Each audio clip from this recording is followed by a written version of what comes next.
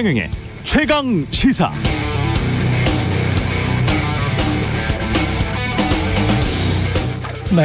내년 지방선거부터 우리 당이 공천하는 모든 공직선거 후보자에게 국가 직무능력 표준 NCS와 유사한 최소한의 자격을 요구하겠습니다.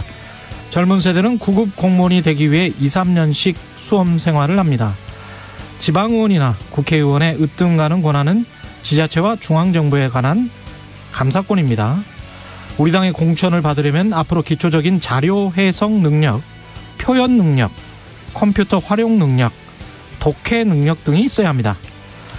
시험 봐서 1등한 사람 공천 주겠다는 이야기는 아닙니다.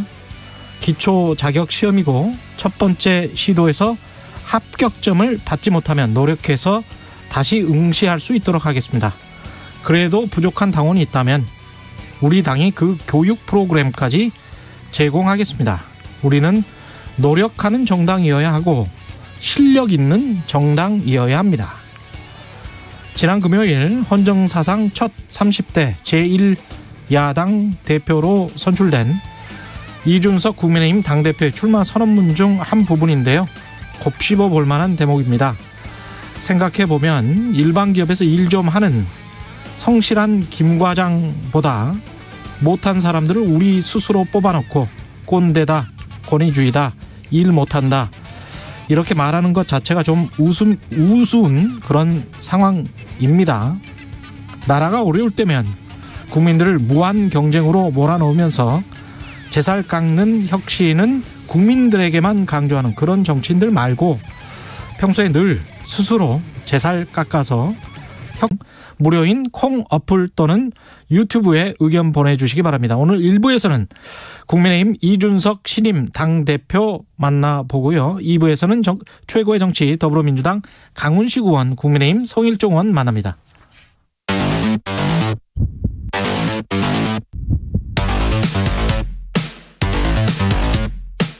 오늘 아침 가장 뜨거운 뉴스 언박싱.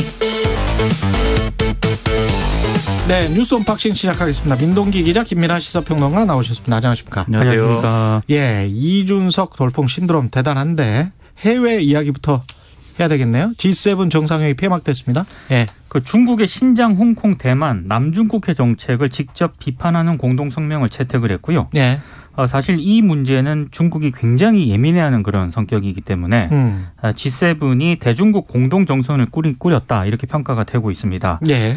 그리고 그 중국의 팽창 정책인 1대1로 정책에 맞서는 더 나은 세계 재건을 출범시키기로 합의를 했는데요. 예.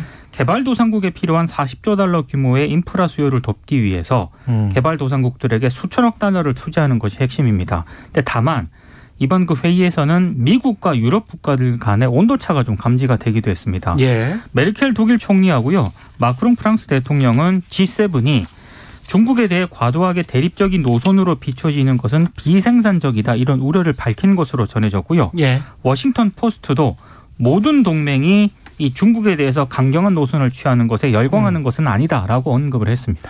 그러니까 이게 그 미국 주도의 이제 그 개발도상국들에 대한 중국과는 분리된 어떤 개발 그리고 투자 인프라를 구축하는 그러한 사업의 일환으로서 이제 G7에서의 이제 글로벌 리더십을 발휘하겠다는 것인데 예. 이전에 트럼프 행정부와는 온도차가 있는 거죠. 트럼프 행정부 때는 아메리칸 퍼스트 이거를 너무 강조하는 바람에 유럽 국가들하고 합의가 안 됐고 그러한 부분들에 대해서는 당연히 유럽도 손해를 안겨주는 그런 이제 노선이니까요. 예. 그리고 그 와중에 중국이 다자주의를 깃발을 들면서 유럽 국가들이 경제적으로도 그렇고 뭐 정치적으로도 그렇고 중국하고 서로 이제 가치를 맞춰갈 수밖에 없는 그런 상황이 야기가 됐던 거거든요. 예. 근데 이제 바이든 행정부가 바뀌었고 노골적으로 이렇게 가치에 기반한 어떤 경제 동맹 이런 것들을 추구하고 있기 때문에 유럽이나 이제 다른 국가들 다시 여기 끌려가는 이런 그림이 이제 만들어지고 있는 상황이다라고 볼 수가 있겠고 예. 대표적인 구호가 그래서 바이든 대통령이 얘기하는 B3W. 네. 예. 빌드 백 베러. BBB. 네. Build Back Better. 네. 그다음에 마지막에 더 올리는 월드랍니다. 예. 네. 이런 어려운 단어들로 구성된 이러한 네, 이 슬로건인데 국내용 구호예요, 사실은. 미국 그렇습니다. 국내용 구호. 원래 예. 대선 구호였죠. 예. 메이크 아메리카 그레이트 어게인 여기에 대항하는. 예. 그래서 이제 이런 구호를 이제 더 세계화함으로써 뭘 목표로 하고 있는가 이걸 여실히 드러내는 그러한 이제 공동 성명이었다고 평가가 가능할 것 같습니다. 독일뿐만이 아니고 사실은 제 곰곰이 보니까 영국, 캐나다, 이탈리아 다 뉘앙스는 그렇게 중국을 적대시하는 것을 직접 그렇습니다. 총리나 대통령이 말하는 거는 다 피했어요. 네. 다 피했고 공동 성명에서만 이걸 살짝 언급을 했거든요. 난중국해까지. 네. 대만 얘기까지 같이 포함되어 있거든요. 예. 그래서 우리가 공동 성명 한미 정상회담에서 냈었지 않습니까? 네. 그때 이제 피해간 것보다 살짝 더 나갔다. 살짝 더 나갔는데 그렇다고 중국을 적대시하는 정책으로 가는 것을 유럽의 미국 우방들이 좋아하지는 않는다. 그럴 그걸 수밖에 없는 확인했습니다. 조건이죠. 예. 네. 그러니까 미국이 쭉 끌고 가는 그런 모양새이긴 한데 다들 확 끌려갈 것이냐. 예. 그건 더 지켜볼 문제인 것 같습니다. 경제적으로 너무 엮여 있습니다. 특히 그렇죠. 유럽은 바로 옆이거든요. 중국이. 예. 그래서 특히 이탈리아 같은 경우는 그렇고요. 네. 영국도 지금 그렇습니다. 그래서 쉽지는 않을 것 같습니다. 미국 마음대로 쭉 가는 거는 쉽지는 않을 것 같고 그 사이에서 또 균형점을 찾을 것 같고요. 이준석 그 당대표, 국민의힘 당대표의 첫 일정은 대전 현충원 참배가 네. 되겠네요. 예. 지금 KTX 타고 가고 있는 것으로 알고 있는데요. 방금 전에 통화했어요, 사실. 예. 네. 이 이준석 대표 때문에 예. 방송사 관계자들이 굉장히 지금 예. 피곤을 힘듭니다. 겪고 있다고 합니다. 일단 다른 주요 정치권 인사들과는 달리 동작동이 아니라 이제 대전 현충원을 선택을 했는데요. 예. 어느 정도 예상은 됐었습니다. 왜냐하면 대표 당선 직후에 기자간담회를 가졌는데 이른바 그 천안함 용사들과 유족의 마음을 어루만지는 일이 중요하다고 생각한다 이렇게 강조를 했거든요. 예. 그 천안함 함장이 부하들을 수장시켰다는 발언으로 논란을 빚었던 전 더불어민주당 부대변인을 겨냥을 한 그런 발언이었기 때문에 아무래도 대전 현충원을 참배할 것이다라는 관측이 나오기도 했습니다. 예. 그리고 이후에는요. 철거 건물 붕괴로 9명이 숨진 광주를 찾아서 희생자를 조문을 할 예정인데요. 이 보수정당 대표가 취임 첫날 광주를 방문하는 것은 이번이 처음입니다. 여기에 주말에 굉장히 많이 사진이 많이 보도가 된 게 예. 이준석 대표가 이제 따릉이를 타고 이제 그 국회 출근하는. 네. 그렇죠. 국회의사당역에서 내려가지고 그걸 타고 국회에 가는 그런 모습이었는데 예. 그런 거 보면 굉장히 이제 신선한 모습이다. 이래서 뭔가 정치권의 변화를 상징하는 거 아니냐 이렇게 다들 기사를 쓰고 있더라고요. 다만 이제 따릉이를 탑승하실 때는 이제 헬멧을 꼭 착용을 하셔야 됩니다. 네, 헬멧을 착용하시기를. 그런데 이게 이제 동대학 현충원도 그렇지만 이제 광주에 가는 일정도 사실 그다음에 광주에 갈 것인데 이것도 기존의 어떤 보수 정치와는 좀 다른 모습이 될 것이다. 예. 이렇게들 평가하는 그런 지점이기 때문에 예. 이런 변화와 그다음에 안보라는 이제 어떤 보수의 전통적인 가치 그리고 나아가서는 지금 이제 인사를 해야 되는데 인사에서 중진들을 사무총장이라든지 정책위의장이라든지 이런 요직에 이제 배분을 할 수밖에 없는 구조거든요. 예. 이런 것들이 어떻게 되는가 그리고 이런 것들이 어떻게 평가되느냐 지켜봐야 될 것 같고 특히 지금 최고위 구성이 나름대로 각 분야에서 강경파라고 불리던 이런 인사들이 이 대거 포진해 있는 이런 상황이기 때문에 그렇죠. 이 최고위 회의가 앞으로 어떻게 진행될 거냐 이것도 상당히 관전 포인트다 이렇게 볼 수가 있겠습니다. 국민의힘 최고위원들은 종편이 배출한 것 같습니다. 종편에서 패널로 맹활약했던 분들이 조수진, 배현진 다 그렇죠? 그렇습니다. 예. 아 그러네요. 예. 우리도 많은 활약을 하고 있어요. 예. 그러니까 앞으로 정치하실 분들은 종편에서 패널로 맹활약을 해야 된다라는 점을 강력히 시사하고 있다고 생각합니다. 여기 있는 세 사람은 정치할 사람은 없을 것 같고요. 예. 윤석열 그 전 검찰총장 대변인이 임명이 됐는데 조선일보 출신, 동아일보 출신 이렇게 되네요. 그러니까 이상록 국민권익위원회 홍보담당관이 대선 캠프 대변인을 맡게 됐는데요. 예. 서울신문, 한겨레, 동아일보 등에서 일한 기자 출신이고요. 예. 윤석열 전 총장하고는 동아일보 법조팀장 시절 때 인연을 맺었다라고 합니다. 근데 이분 이력이 좀 특이한 게 TVN에서 예. 시사교양도 책임 프로듀서로 근무를 하다가 지난해 6월 권익위원회로 자리를 옮겼다고 하거든요. 예. 대선 캠프에서 맡게 될 부분은 SNS 홍보 담당을 맡게 될 것으로 보이고요. 예. 방금 언급하신 이동훈 전 조선일보 논설위원 같은 경우에는 이제 언론들, 기자들을 직접 상대하는 그런 업무를 맡게 될 것으로 보입니다. 근데 이게 언론인들이 계속 이렇게 예. 무슨 대권 주자가 뜨면 그 대권 주자 캠프를 이렇게 한달음에 이렇게 달려가고 뭐 이런 모습들이 과연 이제 예. 바람직하냐 이런 의미를 계속 드는 게 뭐 특히 이제 조선일보 출신의 이분 같은 경우에는 예. 꼭 특히 그렇지 않습니까? 바로 현업에 논설위원. 예, 바로 예. 현업에 있다가 바로 이제 넘어가는 그런 그림이 돼버렸기 때문에 그래서 이런 것들은 사실 우리가 너무 이제 직무에 대한 어떤 뭐랄까요 윤리적인 측면을 너무 간과하고 너무 정치를 하는 거 아니냐 싶은 게 검찰총장을 사퇴하고 정치를 하겠다는 것도 그렇고 예. 감사원장을 곧 사퇴하고 정치를 하겠다 뭐 이것도 그렇고 예, 뭐 기자를 관두고 난 당장 정치를 가겠다도 그렇고 그러니까 좀 이상한 게 예. 비판하는 기사가 하나도 없습니다. 이동훈 전 논설위원이요? 그러니까 현직에 예. 있다가 바로 이제 캠프로 옮기는 이런 부분에 대해서 예전에는 그래도 조금씩이라도 비판을 했었거든요. 이거는 비판 많이 했었죠. 예, 근데 예. 뭐 이게 윤 전 총장이 투톱 체제를 갖췄다 뭐 이런 식으로만 보도를 하는 당연하게. 걸로 봤을 때 당연하게 이제 생각을 하는 것 같더라고요. 예. 전형적으로 폴리널리스트라고 합니까? 예. 그런 용어도 쓰더라고요. 예. 언론에서. 근데 그 전부터 아마 접촉이 있었겠죠. 네. 예. 근데 자꾸 이렇게 하면 그 전에 본인들의 어떤 언론 보도랄지 행태 이것의 진정성을 의심을 받잖아요. 그렇죠. 게다가 이제 본인들만 의심받는 게 아니고 우리가 그 굉장히 안 좋은 말이 지금 나왔지 않습니까? 기자 플러스 쓰레기 해가지고. 네. 근데 그것의 근본적인 거는 이제 신뢰지 않습니까? 신뢰. 네. 저 사람들은 저렇게 정치적으로 뭔가를 하면서 양심적으로 일한다라고 주장을 하다가 나중에 보니까 다 정치적으로 흘러가더라. 그렇죠. 뭐 이런 거를 너무 자주 봤기 때문에 네. 가장 슬픈 게 뭐냐면 예. 그러한 비판으로부터 예. 모든 방송사, 모든 신문이 자유롭지 않다는 거예요. 그게 제일 슬픈 대목입니다. 예.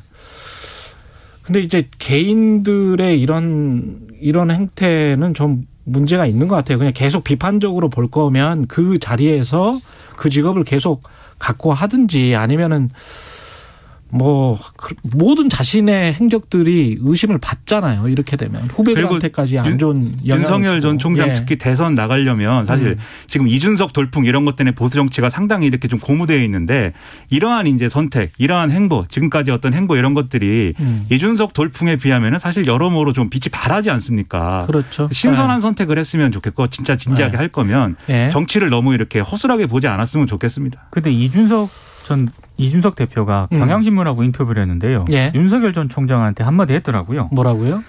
너무 공부에 대한 강박관념을 안 느꼈으면 좋겠다라고. 그러니까 이준석 대표가 탄생하면서 예. 윤석열 전 총장과 국민의힘의 관계는 원래 이 나경원 대표가 탄생했으면은 역으로 됐을 텐데 이준석 대표가 갑인 것처럼 지금 돼버린 거예요. 이 상황을 어떻게 돌파할 것이냐. 이준석의 최대의 약점은 본인이 대선 출마를 못한다는 것이기 때문에 이 점을 한번 잘 주목해 보시기 바랍니다. 민주당도 이준석 이 돌풍에 뭔가 영향을 받고 있는 것 같습니다. 대선기획단장을 청년으로 이제 해야 된다라는 얘기가 지금 나오고 있고요. 예. 그래서 단장 후보로 이동학 청년 최고위원이 유력하다고 중앙일보가 보도를 했는데 다만 중앙일보가 이렇게 보도를 하면서도 대선기획단장이 지금 굉장히 중책이거든요. 특히 경선 연기론까지 결정을 해야 되기 때문에 예. 과연 이 이견이 있어서 결론을 예단하기 어렵다라고 또 한 제가 조언을 하자면 할 거면 정권을 주고 첫째로 예. 할 거면 정권을 주시고 전권을 줘야 된다. 네, 할 예. 거면 예. 둘째 이게 결국은 어설프게 하면 이준석 따라가기로 끝납니다. 거기서 마무리할 것이냐 이슈 파이팅을 제대로 해야 되는 문제가 하나 남아있기 때문에 거기서 지적입니다. 잘하기 바랍니다. 예, 뉴스 언박싱 민동기 기자 김민아 시사평론가였습니다. 고맙습니다. 고맙습니다. KBS 1라디오 최경영 최강 시사 듣고 계신 지금 시각 7시 34분입니다.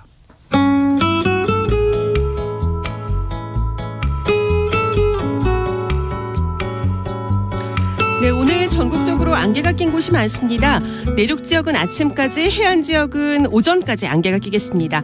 한낮 더위도 상당하겠습니다. 서울과 전주의 낮 최고는 30도, 전국적으로 21도에서 31도의 분포로 어제보다는 조금 낮겠지만 한낮 더위가 상당하겠고요.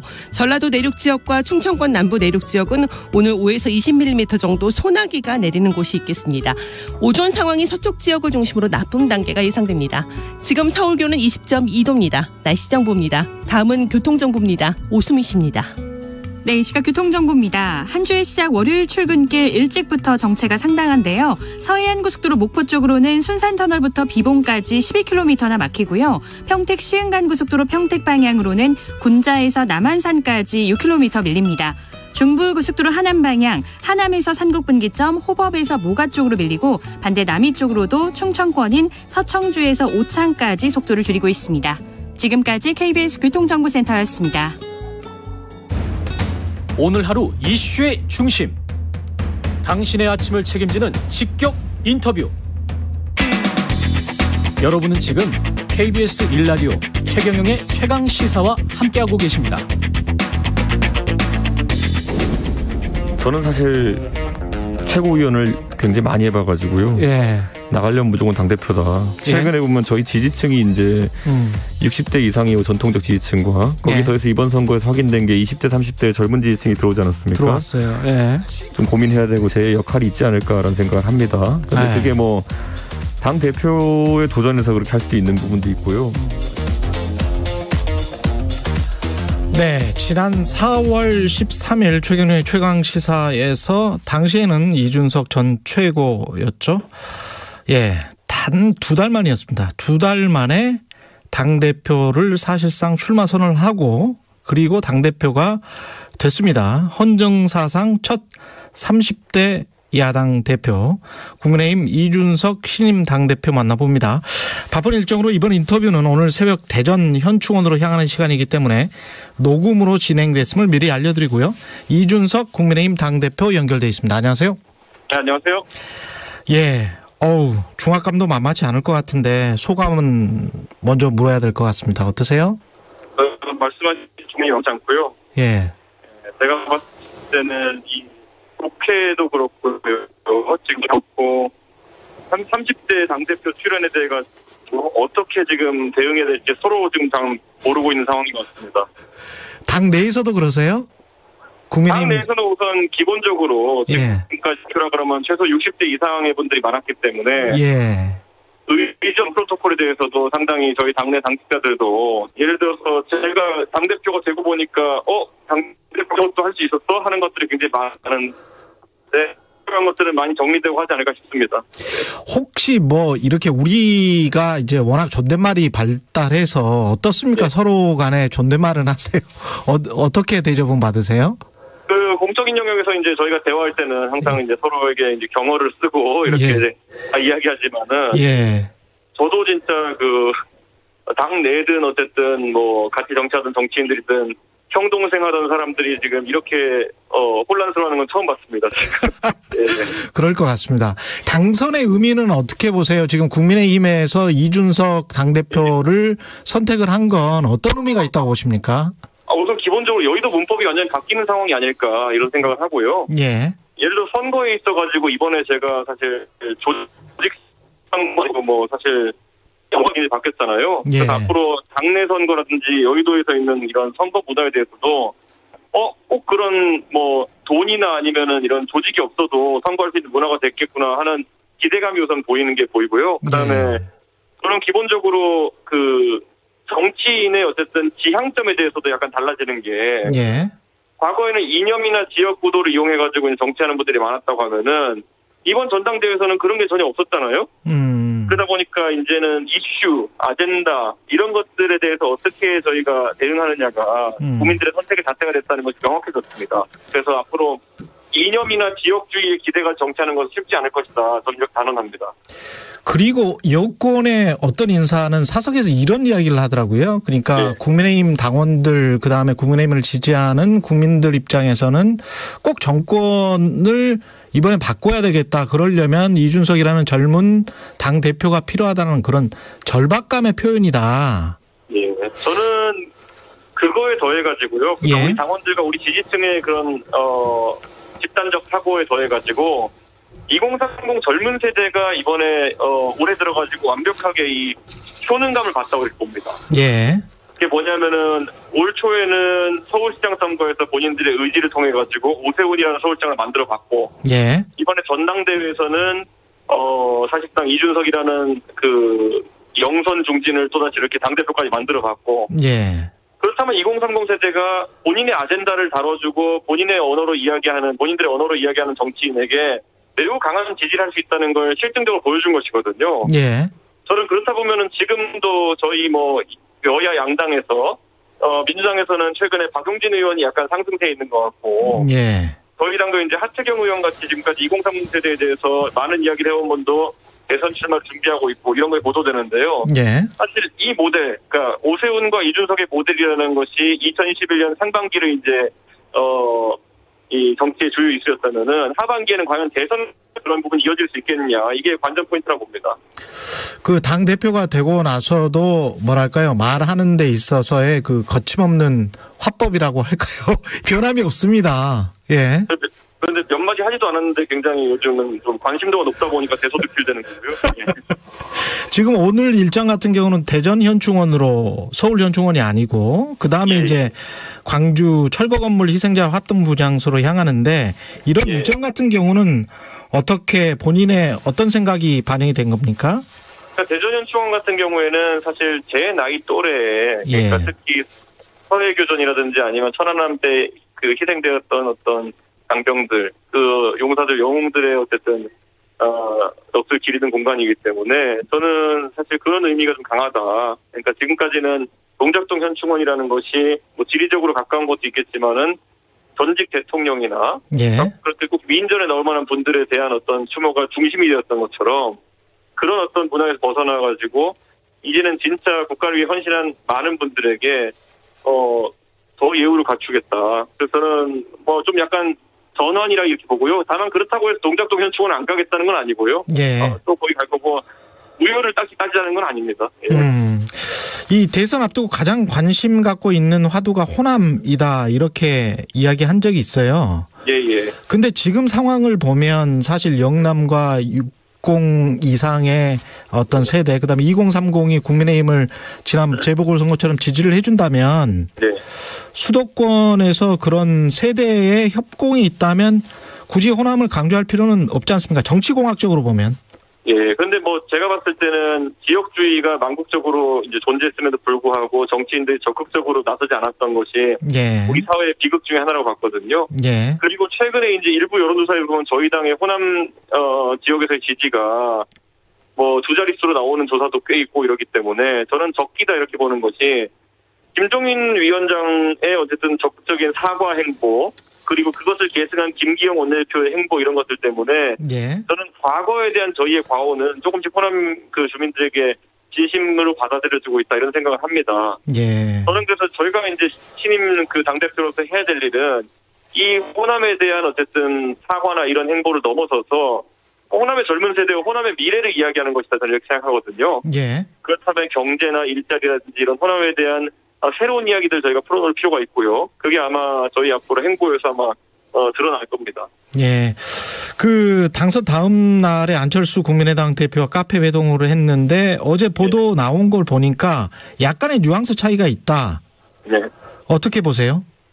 저는 안 대표랑 허심탄회하게 대화를 나눴고요. 그 격식도 제가 안 대표님이 어차피 저랑 제 집이랑 거의 1km밖에 안 떨어진 곳에 살고 계시기 때문에 제가 먼저 연락을 드렸고요. 그때 안 대표님께서 마침 근처에 있으시다 해가지고 거의 즉석 만남식으로 이루어졌습니다. 그래가지고 저는 어쨌든 저희가 당의 어떤 통합 문제나 이런 문제는 저희가 공당의 대표로서 공적인 자리에서 논해야 되는 것이기 때문에 그것까지는 자세하게 논의하지 않았지만은 그래도 안 대표님과 굉장히 솔직한 그런 정치인 간의 대화를 나눴다고 생각합니다. 합당의 원칙은 분명히 공감을 했다, 그게 확실한 워딩이 될까요? 저는 그렇게 생각하고요. 예를 들어 안 대표님도 당내에서 논의를 하셔야 되고 하기 때문에 저희가 구체적인 내용에 대해서는 서로 얘기 안 하는 것이 이제 예의가 아닐까, 저는 그런 생각을 합니다. 그렇군요. 윤석열 전 총장과는 전화 통화를 하셨습니까? 아니면 축하 메시지를 받으신 거예요? 그게 이제 문자 메시지를 윤 총장께서 먼저 보내주셔가지고요. 저도 그런 굉장히 축하한다는 메시지라 저도 거기에 감사한다는 메시지를 보냈고요. 그래서 오보입니다. 그 통화했다는 거는. 통화했다는 건 오보고요. 그 8월 중에 입당하지 않으면 국민이 답답해할 것이다, 이런 이야기가 있었잖아요, 경선 과정에서. 저는 제가 이제 이제 8월 이야기를 하는 거는요. 예. 공당의 대표로서 이제 경선이나 이런 것에 대해서 우리 당내 주자들과 당 밖 주자들에게 명확한 신호를 줄 필요는 있는 겁니다. 예를 들어 대선이라는 것이 특정인을 위해서 치러지는 이벤트도 아니기 때문에 예. 일정을 제시하는 것이고 생각해보시면 지금부터 2달 뒤거든요. 8월이라는 거는. 예. 그렇기 때문에 어떤 대선 주자가 결심을 하기엔 충분한 기간이다 이렇게 보고요. 예. 제 생각에는 대선 주자들이 그에 맞춰서 본인들의 정치적 행보를 정하지 않을까. 만약 그 시간에 제대로 탑승하실 분들은 탑승하기 위한 일정을 맞춰가실 거고 다른 생각이 있으신 분들은 다른 생각에 맞춰가시지 않을까 봅니다. 또 다른 대선 주자로 이제 거명되고 있는 분들 있잖아요. 김동연 전 경제부총리랄지 예. 최재형 감사원장도 예. 그렇고. 근데 이제 그분은 현직이시니까 만날 예. 계획은 있습니까? 제가 만난다 하더라도 그게 뭐 노출되거나 이러지 않을 겁니다. 예. 제가 앞으로 사실 누가 누구를 만났다 이런 것이 계속 보도되게 되면은 예. 사실 저는 상당히 이제 아직까지 출마 결심 못하신 분들이라든지 예. 뭐 다른 분들이 굉장히 위축감을 느낄 수도 있고 아니면 좀 오해를 할 수 있는 부분도 있기 때문에 예. 저는 적어도 뭐 그분들과 접촉을 한다 하더라도 아마 제가 먼저 그런 사실을 공개하고 이런 일은 없을 겁니다. 예. 공수처가 윤석열 전 총장을 피의자로 정식 입건했잖아요. 이게 예.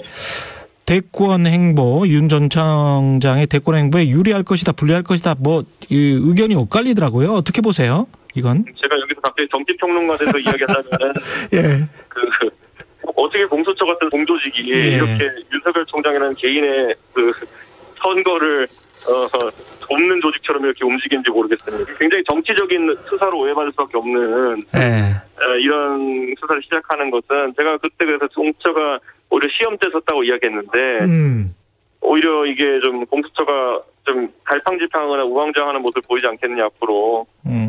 당장 지금 윤석열 총장에 대해서 찬성하시는 또는 또 지지하시는 분들은 이게 정치적인 수사로 윤석열 총장 흠집 내기 위해서 왔다고 생각할 것이고. 그렇죠. 윤석열 총장에 대해서 다소 불편한 감정이 있는 분들 같은 경우에는 이거 수사를 왜 빨리 집중 안 시키는 거냐라고 공수처에 대해서 또 반감을 가질 텐데. 예. 저는 그쯤 되면 공수처가 아마 좀 굉장히 곤란한 상황들이 많을 것이다 이렇게 생각합니다. 오히려 돕는 수사가 될 것이다 그런 말씀이시네요. 예. 지지부진하게 되면 어쨌든 결과가 안 나오게 되면은 예. 윤석열 총장에 대해서 정치적인 수사라고 하는 주장 쪽에 힘이 실릴 수밖에 없거든요. 예. 그러니까 저는 공수처에서 상당히 조의원 교육감에 대한 그런 어떤 수사를 이야기할 때도 그렇고 윤석열 총장에 대한 수사를 언급할 때도 그렇고 거의 뭐 뜨거운 물 찬물 번갈아 틀면서 곤란한 상황인가 싶습니다. 예. 홍준표 의원 복당은 언제 될까요? 이렇게 되면? 저는 뭐 원칙적으로 제가 개인이 판단하기에는 홍준표 대표의 복당에 걸림돌이 될 만한 것은 지금 뭐 원리 원칙상 없다 이렇게 생각하고요. 예. 다만 이런 것이야말로 저희가 최고위원 회의를 두는 이유가 당의 최고 결정기구에서 정치적인 논의를 하자는 의미이기 때문에 예. 저는 저희가 오늘 첫 회의를 갔는데 이 문제를 뭐 어떤 분이 제기하실지 모르겠으나 예. 충분히 논의한 후에 저희가 결정해가지고 예. 다만 제가 제 개인적으로 봤을 땐 늦출 이유는 생각합니다. 늦출 이유는 없다. 예. 네. 예. 김기현 원내대표와 이제 당내 인선 구성 가지고 회동을 했었는데 최종 인선은 언제 발표됩니까? 이제 대변인이라든지 수석 대변인이라든지 아니면 비서관 같은 경우에는 시급히 지금 실무를 위해서 예. 필요한 인력이기 때문에 제가 먼저 내정 사실을 외부에 이야기했고요. 그렇죠. 다만 예. 이제 정책위 의장이라는 자리는 또 원내대표가 협의를 해야 되는 자리이고 사무총장이나 아니면 지명직 최고위원 같은 경우도 우리 최고위원회와 협의를 해야 되기 때문에 예. 그런 절차적인 면을 지켜가면서 급하지 않게 하겠습니다. 그런 부분은. 예. 지금 최고위 진용이 조수진, 배현진, 김재원, 정미경인데요. 예. 색깔이나 개성이 좀 강한 분들이 좀 보여요. 예. 이 어떤 충돌이나 이견 같은 거 이런 거는 없을까요? 어떻게 보세요? 제가 비빔밥론자이기 때문에 제가 뭐 그분들의 개성이 철색하지 않은 형태로 잘 이끌어 보겠습니다. 알겠습니다. 가장 껄끄러운 어떤 사람, 중진 뭐 이런 분들이 있습니까? 혹시? 아직까지 안 겪어봐서 모르겠는데. 그래요? 아니 경선 때 나경원 전 원내대표하고는 상당히 좀 갈등 관계로 보였었잖아요. 아니 그 정도는 갈등도 아닙니다. 저희가 전당대회에서도 여러 번 목격했지만은 막 예전처럼 코로나 전에 막 조직 동원하고 이랬던 선거에서는 지지자끼리 뭐 거의 뭐 원색적인 비난을 하기도 하고 또 뭐 후보 간에도 보면은 으쌰으쌰한다는 의미에서 상대 비방도 많이 하고 이랬는데요. 이번엔 네. 오히려 저희가 굉장히 젠틀하게 선거를 치는 겁니다. 아, 그래요? 나경원 전 원내대표, 주호영 전 원내대표도 마찬가지고 어떤 역할을 부여받게 될까요? 저는 이번에 저희 당에 이제 그 경선에 같이 참여해주신 저 말고 네 분의 후보분들이 예. 전부 다 정치적으로 큰 주목을 받았고 앞으로 더 큰 역할을 하실 거라고 생각하고 있습니다. 예. 예를 들어서 뭐 조경태 의원님 같은 경우에는 본인도 본인이 2030 세대한테 이렇게 관심받을지 몰랐다고 이제 말씀하시게 되더라고요. 직경태라는 이제 그 별명까지 얻었다고 하시면서. 네. 그리고 거기에 주호영 대표께서는 어쨌든 국민의당과의 합당이라든지 이런 과정을 순탄히 마무리하는데 많은 도움을 주고 계시고요. 예. 나 대표는 뭐 당원들하고 그리고 또 일반 국민에게서 상당한 지지를 받는 대중 지도자 중에 하나라는 걸 다시 확인시켜 주셨고요. 그럼 홍문표 의원 같은 경우에도 굉장히 어떤 당 운영이나 이런 데 있어가지고 고민을 많이 하시는 흔적들이 당원들에게 많이 보였기 때문에 예. 저는 대선이라는 큰 판을 앞두고 각자 정말 희망하시는 역할이라든지 아니면 참여하고 싶은 방식이 있으시면 제가 적극적으로 돕겠습니다. 그 김종인 전 비대위원장하고는 어떻게 당선 이후에 통화는 하셨습니까? 그분하고는 원래 그 전부터도 항상 뭐 일이 있을 때 통화를 했기 때문에요. 예. 그런데 뭐 그분도 잘 아십니다. 제가 뭐 상황을 모시는 타입은 아니라는 거를. 아니 근데 이제 그런 말씀을 하셨잖아요. 그 선거위원장으로 영입하겠다. 그거는 저희가 봤을 때는요. 지금까지 2017년 대선도 그렇고요. 2012년 대선도 그렇고요. 예. 많은 대선 주자들은 그분을 영입하고 싶어 했어요. 그렇기 때문에 이건 저에 국한된 얘기가 아니라요. 나중에 저희 당 대선 후보가 어떤 분이 되실지 모르겠지만은 예. 그분 입장에서 꼭 영입하고 싶은 분 중에 하나일 겁니다. 그러면 경선이 다 끝나고 영입이 되는 거예요? 아니면은 어떻게 되는 겁니까, 만약에? 그러니까 이게 당의 비상대책위원장도 지내시고 뭐 하신 분이기 때문에 예. 제가 무슨 뭐 역할을 드린다는 말을 쓰기가 참 어렵거든요. 예. 네, 그렇기 때문에 저는 그래도 근데 경선이나 이런 과정 중에는 좀 어렵고 끝난 다음에 아마 김종인 위원장의 선거에 대한 어떤 그 촉이라든지 관점이라든지 이런 것들이 굉장히 각광받지 않을까 생각을 합니다. 송영길 민주당 더불어민주당 대표하고는 22살 차이가 나고 예. 어떤 살아온 인생이랄지 경험이랄지 이런 것들은 좀 많이 다릅니다. 예. 어떤 카운터파트가 될 것 같습니까? 저는 뭐 송 대표님이 취임하신 이후에 했던 여러 가지 전향적인 행보 같은 경우는 굉장히 긍정적으로 평가하고요. 예. 그래서 송 대표님도 지금까지의 여야 관계와는 다른 관계를 만들어주실 것 같다. 이런 기대가 좀 많습니다. 예. 다만 지금 민주당이 최근에 그 코로나 상황 때문에 약간 좀 저희가 교류하기 어려운 상황인데요. 예. 빨리 저희가 이제 여야 간의 협의도 진행했으면 좋겠습니다. 예. 법사위원장은 상임위 구성 가지고 계속 예. 난항이었잖아요. 우리 국회가. 예. 첫 번째 과제는 뭐라고 보세요? 민주당과 풀어가야 할? 저는 상임위 문제는 사실 원내지도부에서 이걸 관장하기 때문에 제가 의견을 내는 것은 조심스럽고요. 다만 지금까지 이제 민주당이 지난 보궐선거에서 민심을 확인했지만은 입법 독주라는 것만으로는 본인들이 국민들의 지지를 받기도 어려울 것이다. 이런 생각을 해야 되고요. 제가 이제 대통령께서도 연락 주셨을 때 제가 답했지만은 뭐 협치에 대해서는 저의 의지는 확고합니다. 그래서 방역이나 아니면 국가적 위기 상황에 대해 가지고는 야당이 적극 협조를 할 거고요. 예. 제 개인도 내일 백신 맞으러 갑니다. 예. 얀센? 예. 민방이라 가지고요. 예. 여야정 국정상설협의체를 대통령이 제안한 적이 있는데 그러면 거기에는 참여하시겠습니다. 지금 말씀하시는 거 들어봐서. 저는 이제 의제나 이런 것을 보고요. 논의 범위를 보고요. 형식이나 이런 것을 구애받기보다 실질적인 이제 협치를 구현할 수 있게 노력해야 될 거고요. 그러기 위해서는 저는 청와대나 아니면 여당 측에서도 야당이 어쨌든 지향하는 방향에 대해 가지고 관심을 보이고 그리고 어떻게 좀 정반합의 과정을 거쳐가지고 의견을 모을 수 있지 고민해야 된다고 봅니다. 네, 알겠습니다. 여기까지 하겠습니다. 고맙습니다. 감사합니다. 이준석 국민의힘 새 당대표였습니다. KTX 아니라서 이준석 당대표가 전화 상태가 약간 좋지 않았던 점 양해 부탁드립니다. 네, 문자 많이 와 있습니다. 임호종님, 이준석 대표 국민의힘 당 이름 빼고 다 바꿔주길 바랍니다. 3033님, 30대 당대표 정말 신선합니다. 세대 교체를 넘어서 정치권이 진정한 혁신을 보여줬으면 좋겠네요. 강훈희님, 돈으로 줄대기 하는 선거, 막걸리 선거 앞으로 없어졌으면 좋겠습니다. 이준석 대표 이번에 선거 비용 얼마 안 썼다고 하죠. 3천만 원 정도밖에 안 썼다고 하는데, 예. 정치가 전반적으로 혁신됐으면 좋겠다. 정치개혁도 필요하다. 이런 의견이신 것 같고요. KBS 1라디오 최경련의 최강시사 1부는 여기까지입니다. 잠시 후 2부에서 뵙겠습니다.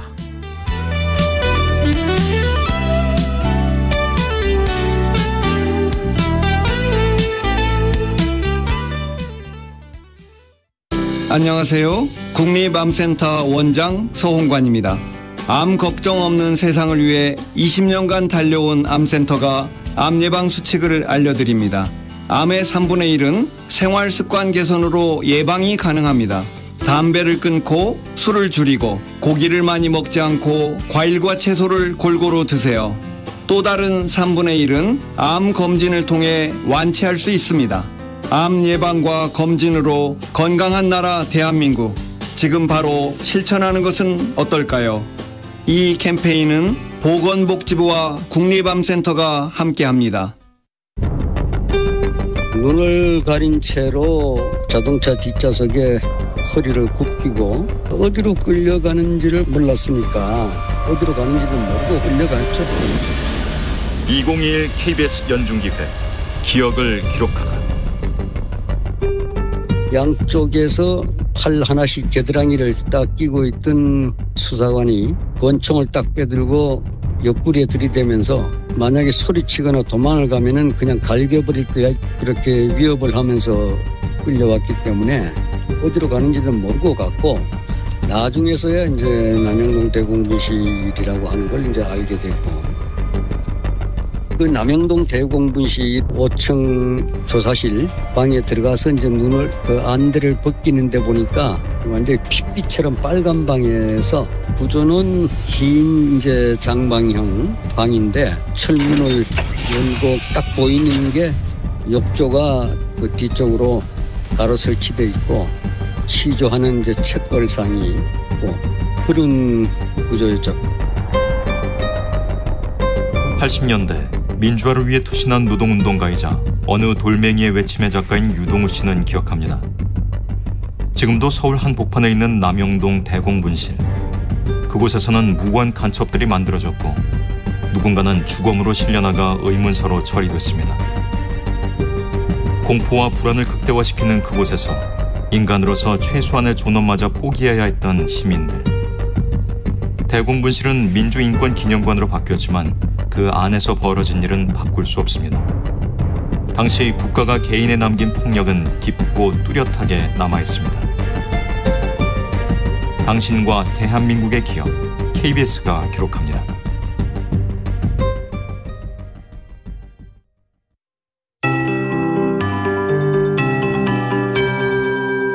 KBS 58분 날씨. 오늘 아침 안개 때문에 시야가 많이 가려지는 곳이 많습니다. 내륙 지역은 차츰 걷히고 있는 추세이지만 해안 지역은 여전히 안개가 짙습니다. 특히 울릉도의 경우 앞을 내다볼 수 있는 거리가 60m에 불과한 상황인데요. 바다 안개 영향을 받는 해안 지역의 경우 오늘 오전까지는 짙은 안개가 끼는 곳이 있을 것으로 보입니다. 한편 동풍의 영향을 받게 되는 강원 영동 지방과 경상북도 동해안 지역도 오늘 밤부터 모레 사이에 안개가 낄 텐데 특히 강원도 산간 지역은 앞을 내다볼 수 있는 거리가 200m 이하로 제한되는 짙은 안개 예상된다는 점 참고하시기 바랍니다. 오늘은 우리나라가 동해상에 위치한 고기압의 가장자리에 들겠고요. 가끔 구름이 많이 끼면서 오후 늦게부터 밤사이 소나기가 내리는 곳이 있겠습니다. 오늘도 한낮 기온이 30도 안팎의 높은 기온이 예상되기 때문에 충청권 남부 내륙 지역과 전라도 내륙 지역 대기 불안정으로 인해서 5에서 20mm 정도 소나기가 내리겠습니다. 내일과 모레는 남부지방과 동쪽 지역을 중심으로 비 소식이 좀 더 있겠습니다. 오늘 예상되는 낮 최고 기온은 21도에서 31도의 분포로 어제보다는 조금 낮겠지만 오늘 역시 30도 안팎의 더위가 예상됩니다. 춘천과 대전은 31도, 서울과 세종은 30도, 광주, 대구 29도, 부산 지역은 25도 안팎까지 오르겠습니다. 지금 서울 기온은 21.3도입니다. 윤지수입니다.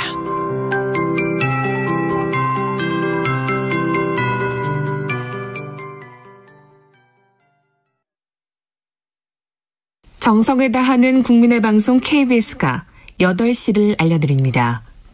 AM 711kHz, FM 97.3MHz KBS 1라디오입니다. HLKA.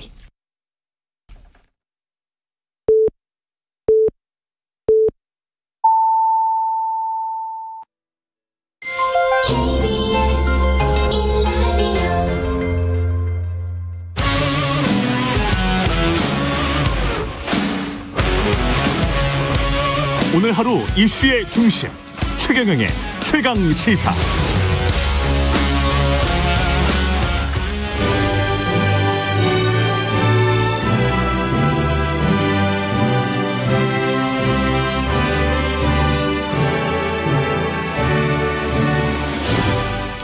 네, 전국의 가장 뜨거운 현안을 여야 의원 두 분과 이야기 나눠보는 최고의 정치. 오늘도 여야 의원 두 분 나오셨는데요.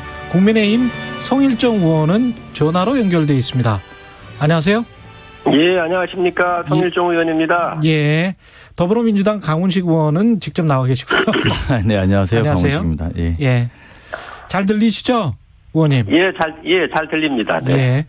최경영의 최강시사 유튜브에 검색하시면 실시간 방송 보실 수 있고요. 스마트폰 콩으로 보내시면 무료입니다. 문자 자면은 짧은 문자 50원, 긴 문자 100원이 드는 샵 9730 무료인 콩 어플 또는 유튜브에 의견 보내주시기 바랍니다.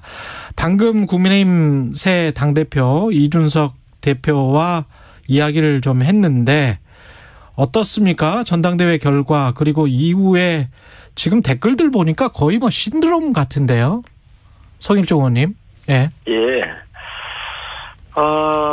아무래도 변화를 요구하고 있는데 그 변화의 활용 점정은 사람으로 바꾸는 것이죠. 최종적으로. 네. 그렇기 때문에 저희 당이 변화를 많이 기대하셨던 국민들 또 당원들이 젊은 30대의 청년의 리더를 세움으로써 이 변화에 대한 그 사람으로서의 기대를 표현한 것이라고 저는 생각을 합니다. 예. 많이들 놀라시기도 하셨겠지만 사실 그 서구에서 보면 스웨덴이라든지 프랑스, 영국도 그렇고 젊은 지도자들이 좀 나오고 있잖아요. 또 추세가. 예.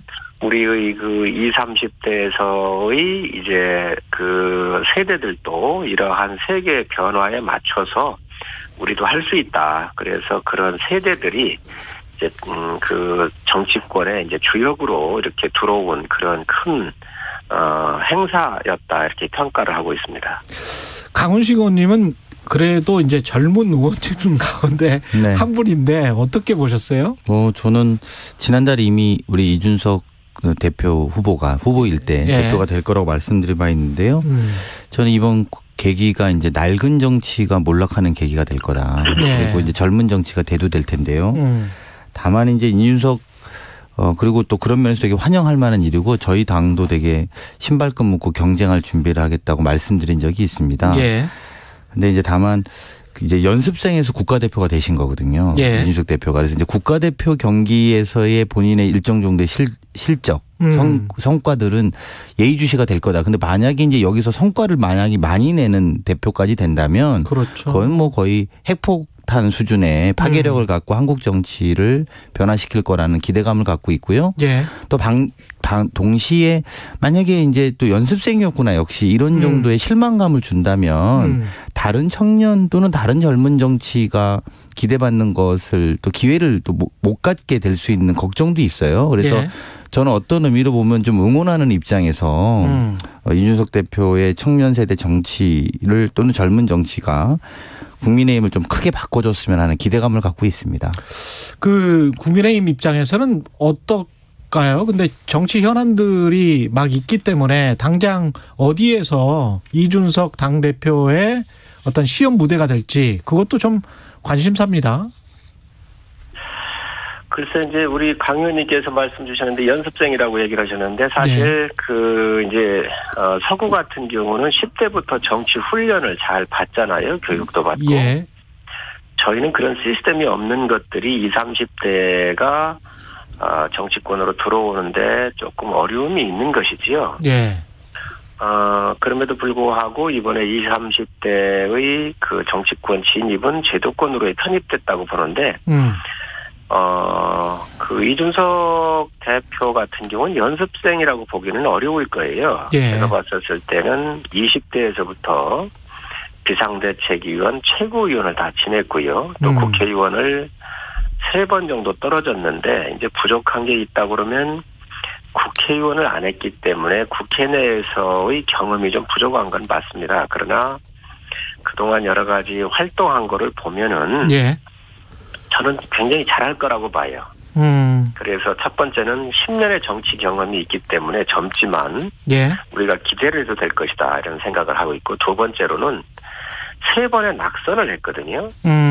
예. 그래서 낙선을 했다고 하는 것은 큰 정치적인 자산입니다. 예. 당선되는 것도 자산이지만 정치에 있어서는 낙선도 자산인데 이 아주 바닥 민심, 국민들하고 소통을 하면서 그 떨어졌었던 그 추운 세월을 겪어내면서 왔었던 이런 바닥 민심이 파악한 사람이라 이렇게 보고요. 예. 또 3번째로는 본인이 꿈이 있는 사람이에요. 전번에 질문을 어느 기자가 하니까 아마 꿈을 약간 이렇게 얘기를 하던데, 예. 아마 5년 뒤에 지금의 헌법 체제가 유지된다고 한다면 5년 후 이맘때면은 아마 40세가 넘고 하기 때문에 본인이 대권을 하겠다 이렇게 선언을 하고 나올 거로 보여져요. 그렇겠죠. 예. 예, 그렇다고 한다면 그러한 꿈을 위해서도 결코 이준석 후보가 실수할 사람이 아닐 것이다. 아주 신중하게 잘할 것이다라는 생각이 좀 들고요. 예. 그 수락연설에서도 보면은 아주 자신감 있고 자기 소신이 뚜렷하잖아요. 예. 바로 이게 이제 우리 2030 세대의 자신감입니다. 또 2030 세대는 어떠한 세계가 됐든 도전하는데 주저하지 않는 세대가 2030 세대거든요. 예. 그렇기 때문에 이 세대들이 정치권으로 들어오는 거에 대한 큰 상징성을 갖고 있는데, 예. 아마 연습생 정도가 아닐 거다. 저는 새로운 여러 가지 바람을 일으키면서 우리 국가 사회 또 정치권에 나름대로 신선한 바람으로 승부할 거라고 보고 있습니다. 그 50대 이상의 중진들이 뒷받침을 잘해줘야 될 텐데 분위기는 어떻습니까? 당 분위기가? 저는 그거는 뭐 큰 무리가 없을 거라고 보고요. 예. 또 이 대표께서도 경험과 지혜를 다선들로부터 이렇게 받아서 하겠다 이런 말씀도 하고 그랬어요. 그렇기 예. 때문에 당의 중진들을 잘 모실 거로 또 봅니다. 그리고 전번에 이렇게 얘기할 때 보니까 대권 링위에 윤석열 총장, 김동연 부총리, 최재형 감사원장, 장성민 전 의원 같은 이런 분들, 우리 주자들 말고도 다 이렇게 모시겠다는 이야기를 또 하고 그랬거든요. 예. 그런 걸 보면 아마 큰 그림이 잘 그려져 있고 이런 것을 액션 플랜도 잘 갖고 있지 않겠나. 그래서 큰 갈등 없이 또 시간적으로 보더라도 이 예. 대표가 대권 후보가 결정되면 또 당무가 대권 후보한테 이렇게 이양이 되잖아요. 예. 그 기간 동안에 열심히 할 것이고 또 5년 뒤에 본인의 꿈을 위해서도 성공적인 당을 운영하는데 아마 길을 다 열고 그 누구든 다 함께 하면서 수용하고 또 의견 수렴해서 그 당을 잘 이끌어갈 것으로 저는 기대하고 있습니다. 민주당 입장에서는 이렇게 이제 신진 세력이 쭉 치고 역시 이제 정치는 약간 좀 이미지가 있지 않습니까? 네. 예. 그래서 송영길 대표 같은 경우는 22살 차이가 나는데 어떤 신진 세력이 있고 586이 있다 이러면은 이 대립 구도로 봤을 때는 이미지만 놓고 본다면 민주당 입장에서는 상당히 불리할 것 같아요. 어떻게 보십니까? 일단 인물에서 보면 예. 아까 사람 교체가 사실 되게 상징적으로 크다는 말씀이 맞는 거고요. 예. 그리고 젊은 인물을 내세운 국민의힘이 그런 면에서 위력적인 정당으로 변하고 있는 건 사실이죠. 근데 이제 본질적으로는 젊은 정치인이 중요한 게 아니라 젊은 정치가 전 중요하다고 봅니다. 그렇죠. 즉 이제 결과적으로 민주당도 얼마나 혁신하고 쇄신하는 내용으로 젊은 정치를 해나가느냐. 예. 최근에 있었던 경우에도 이제 부동산 문제에 대해서 굉장히 과감한 결정을 하지 않았습니까? 예. 그러니까 민주당 입장에서는 우리 당 입장에서는 이제 이런 결정들이 불가피하고 계속 이런 결정들을 더 가속화해 나가는 당이 더 쇄신하고 더 혁신적으로 변하면서 동시에 젊은 정치를 하는구나. 꼰대 정치를 하지 않는구나라는 것들을 보여주는 게 관건이라고 보고요. 예. 그런 면에서 오히려 국민의힘이 유리한 고지를 점령한 것이죠. 인물 자체가 젊기 때문에 예. 그게 설령 꼰대적 내용이라 하더라도 젊어 예. 보이거든요. 그렇죠. 예, 그래서 저희가 더 노력이 필요할 거라고 보고요. 예. 그런 경쟁을 이제 앞으로 해나가야 된다 생각이 듭니다. 구체적으로 뭐 그 이동학 그 최고위원 이름도 거명되고 있고 그런데 어떻습니까? 구체적인 어떤 플랜 같은 게 있습니까? 민주당이 젊어지기는 정치. 실제로 이제 2030 젊은 민주당 의원들에 대해서는 왜 이게 좀 좀 뭐 나타나지 않는다 뭐 이런 이야기도 많이 하시는데요. 예.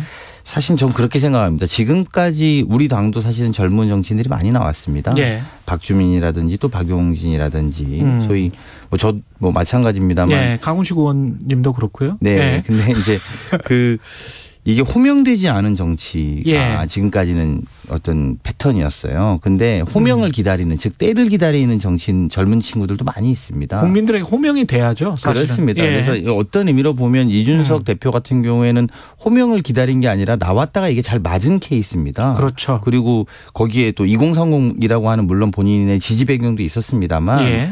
사실은 먼저 내가 손든다고 해서 이렇게 무조건 반장이 되는 건 아니거든요. 그렇습니다. 그래서 예. 반장 나가봐라.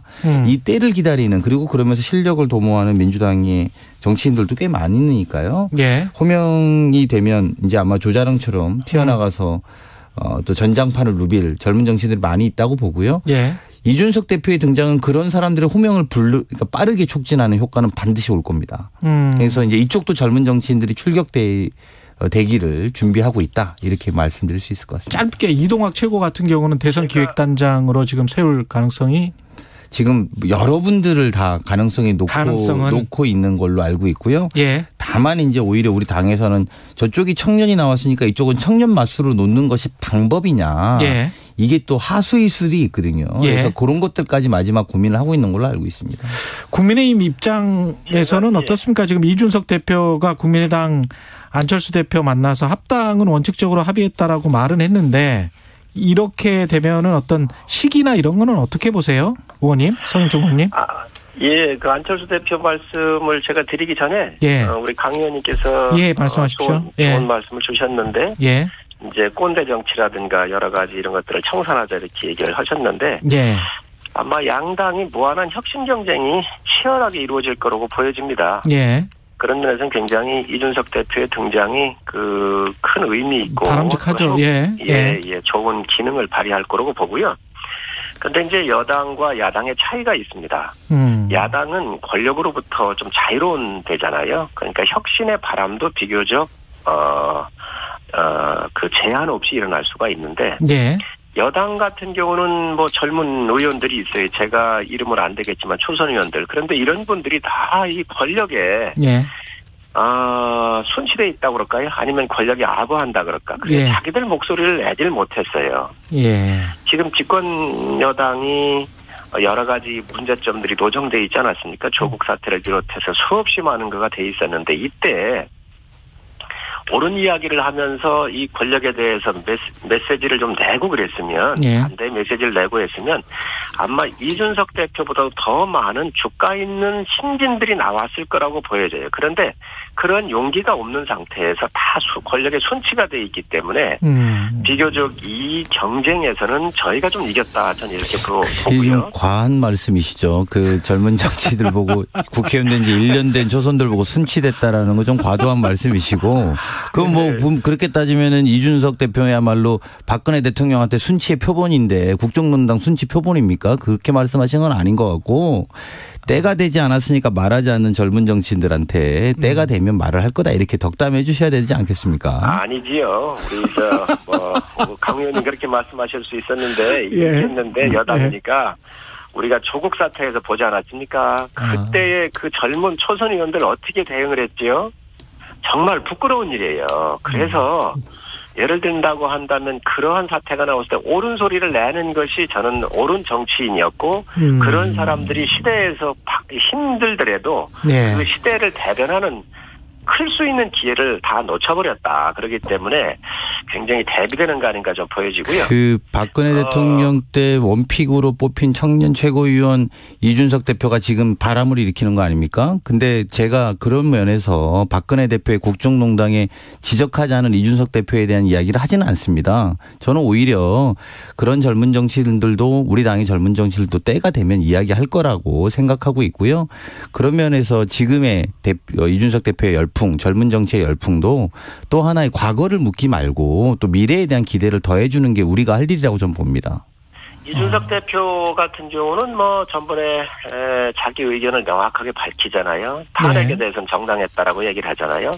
당시에도 그런 의견을 냈었던 사람이에요. 예. 그래서 그것을 이렇게 같은 선상에 놓고 하는 것은 바람직하지가 않고요. 예. 어찌됐든 새로운 지도자가 나올 때는 그만큼 험악한 상황에 도래했기 때문에 나오는 거예요. 그걸 우리 인정을 해야 돼요. 예. 저를 비롯해서 기존 정치인들이 잘못했기 때문에 이러한 새로운 정치 지도자들이 또 젊게 나온 거예요. 그러면 이준석과 대비해서 정치 청년 정치인들이 있었을 때 그 정권이나 그 사회에 던지는 메시지가 굉장히 중요했는데 예. 그걸 못 던졌다는 거지. 지금 있는 민주당의 의원들도. 그렇기 때문에 이런 상황이 나온 것은 우리가 다 인정을 해야 한다 이렇게 저는 말씀을 드리고 또 안철수 대표 얘기를 하셨는데 예.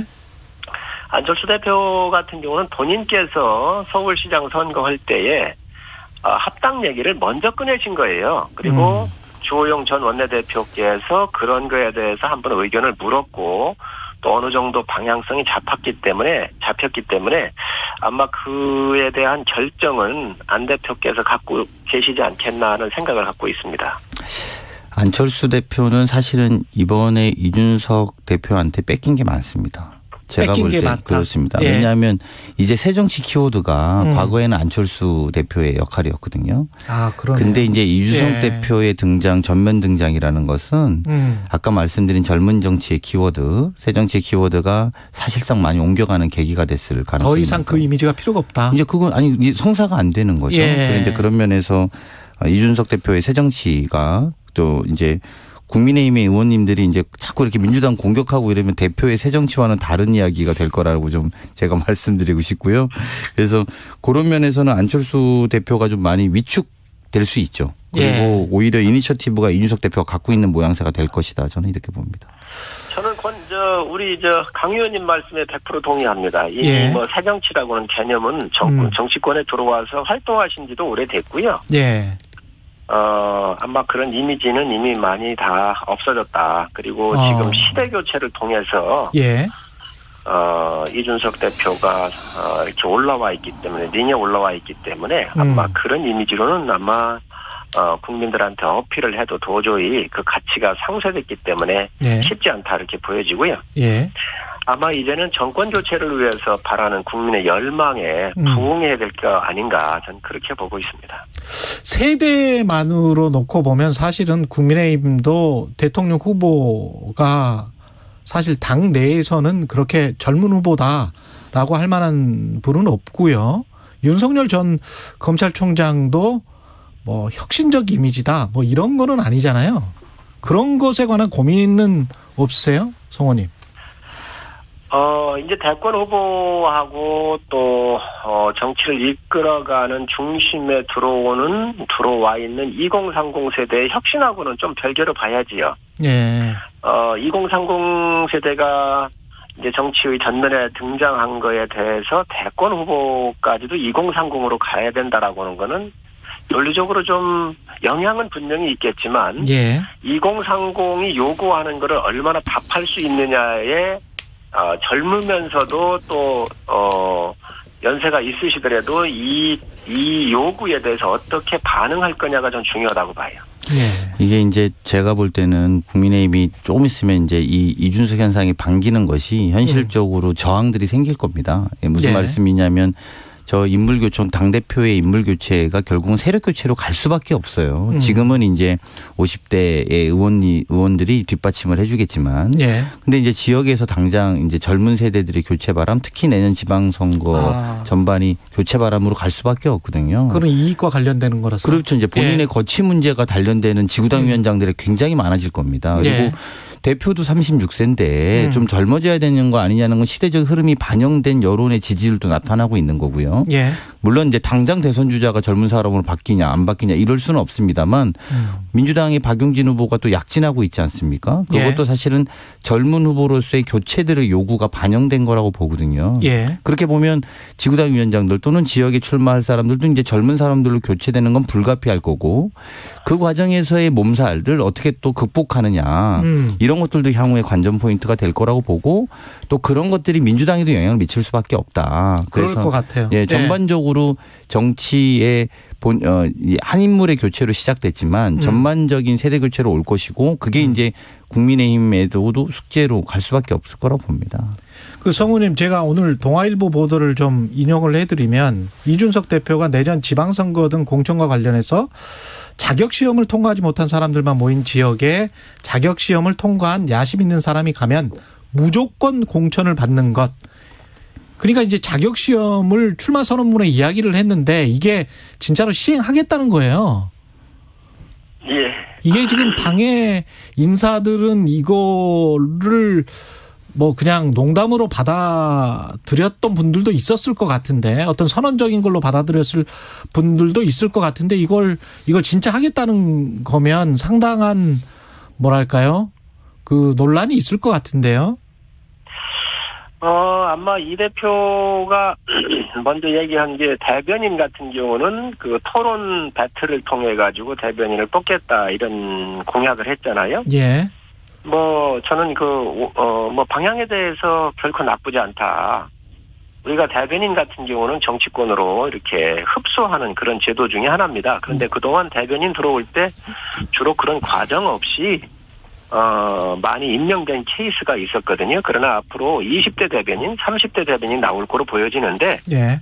정말 토론을 통해서 주제를 놓고 여러 주제를 놓고 이 토론을 통해서 거기에 우열을 가리는 것 같은 경우도 자격 심사에 하나 해당을 하겠지요. 또 지역의 지방선거에서도 아마 그런 몇 군데 같은데 또 그런 또 비례대표라든지 이런 것 같은 경우는 비교적 한번 해볼 만한 그러한 시도 아니겠나 여야를 불문하고요. 그래서 그런 부분에 대해서는 우리가 한번 점진적으로 한번 검토해볼 필요가 있다고 생각을 합니다. 제가 보면 오늘 그 멀리 계셔갖고 그런지 이렇게 의도적인 다른 이야기에 답변을 주시는 것 같은데 이준석 대표 이야기는 이런 거잖아요. 그러니까 공직자 5급 시험 봐도 이것저것 다 할 수 있는 기능 있는 사람 뽑는다. 엑셀도 못하는 사람들이 동네에서 시의원이고 구의원이고 하고 다니는 거 이해할 수 없다. 이런 이야기였어요. 근데 그렇게 보면 사실은 일정 정도는 맞는 이야기입니다. 하지만 이게 능력주의에 대한 평가는 우리가 차지한다 하더라도 의원들이 이제 자기네들이 할 수 있는 실무적인 역할들을 좀 할 수 있는 사람 출마시켜야 되는 거 아니냐라는 겁니다. 그래서 소위 동네에서 악수자라고 거만하게 다니는 사람이 동네 의원하는 시대를 끝내자는 취지거든요. 저는 취지에 대해서는 공감하고. 그건 맞죠. 예, 취지에 대해서는 공감하죠. 그러니까 본인 그 어디서 이준석 대표가 이야기한 제가 방송에 본 기억이 나는데 엑셀도 하나 못한다. 본인이 그 노트북 키면 그런 분들이 동네에서 어떻게 엑셀 보고 판단하냐 말이죠. 그 맞는 말이죠. 시청에 있는 내용 또는 도청에 있는 내용들이 다 그런 내용일 텐데 그런 부분에 있어서는 일정 정도 지적이 맞다고 보고요. 그리고 그 시험이 현상에 적응될 때의 몸살들은 존재할 거다. 왜냐하면 사상 초유로 전 세계에 없는 우리 공직자가 되는 시험을 보는 나라가 돼버린 거잖아요.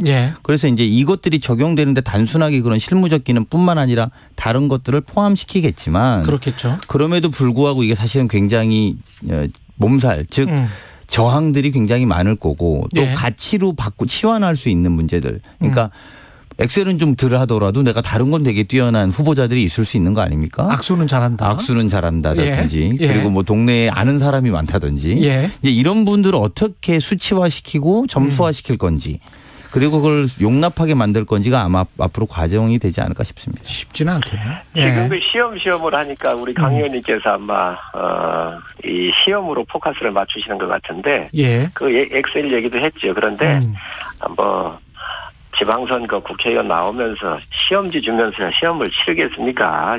아마 이 대표께서 이런 여러 가지 것들은 그런 기본적 소양을 좀 갖춘 상태에서 예.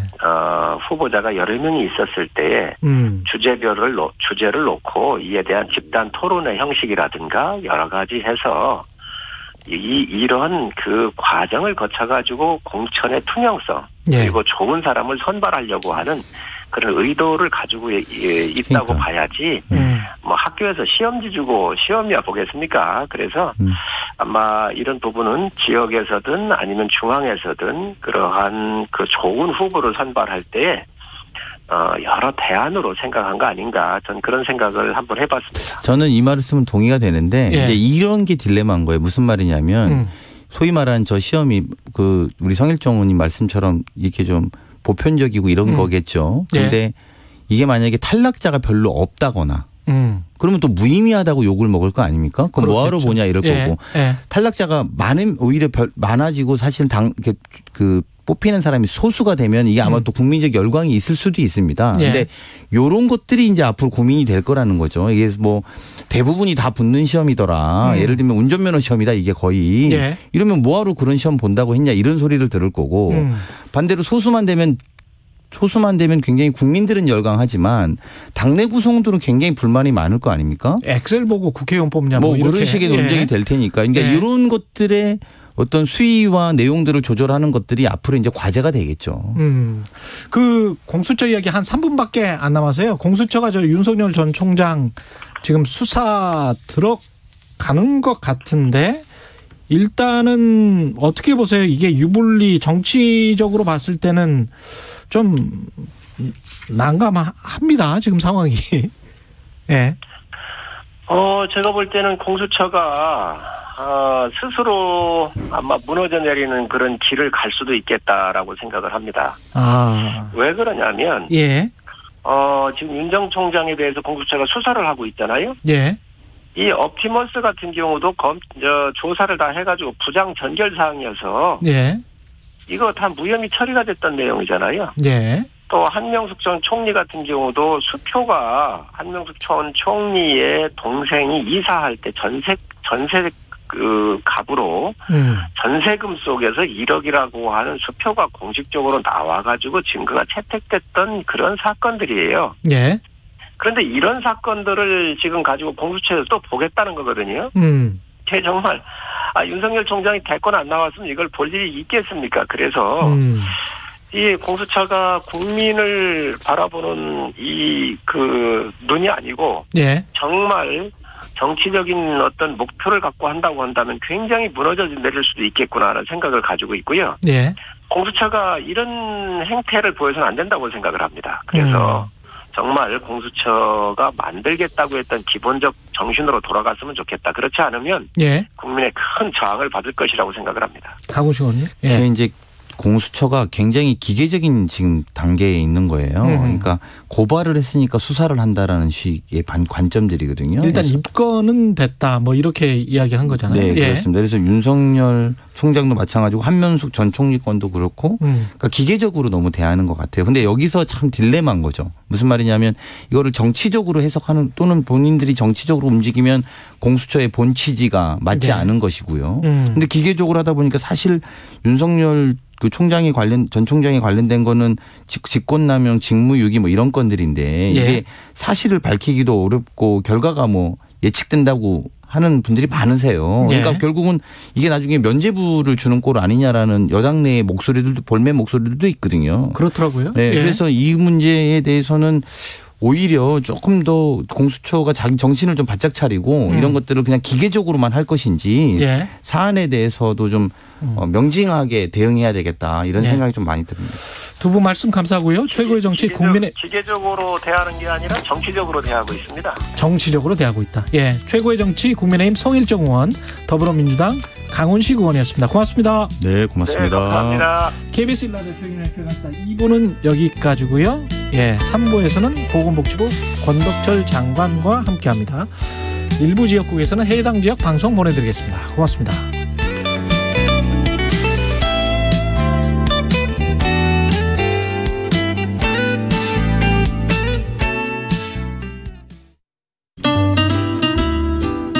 주위에서 이제 친구들이 홍사원의 경제쇼를 한번 들어봐라. 그래서 이제 용기가 생겨가지고 계좌도 개설하고 조금 이렇게 재미로도 하는데 많은 도움이 되고 있습니다. 그 출연진들을 어디서 이렇게 섭외를 하셨는지. 이런 경제방송 중에서는 제일 믿을 수 있는 방송이 아닌가.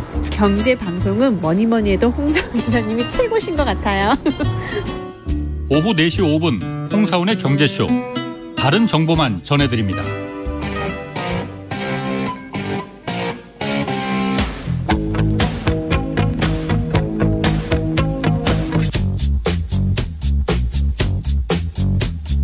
몸이 먼저 반응하는 음악이 있습니다.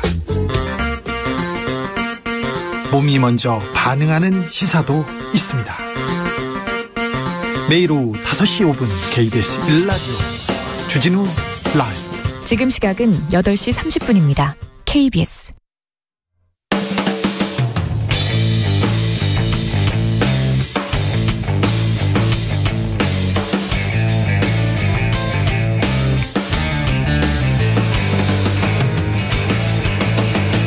최경영의 최강 시사.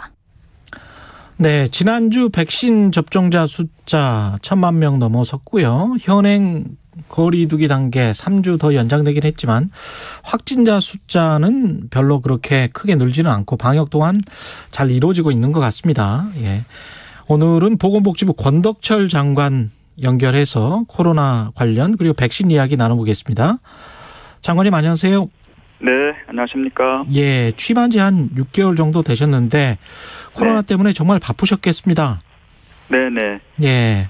네, 혹시 마라톤 뛰어보셨는지 모르겠는데요. 제가 마라톤을 잘 즐겨서 하는데요. 지난 6개월 마라톤을 뛰는 듯 하듯이 완주를 위해서 열심히 달려왔습니다. 특히 제가 이제 중대본 1차장 또 백신 도입 대부팀장 이렇게 코로나19 대응에 우리 직원과 함께 같이 엄중한 위기 상황을 극복하기 위해서 열심히 좀 해왔습니다. 예. 문재인 대통령도 이제 G7 정상회의 가셔서 백신 이야기를 주로 많이 하셨더라고요.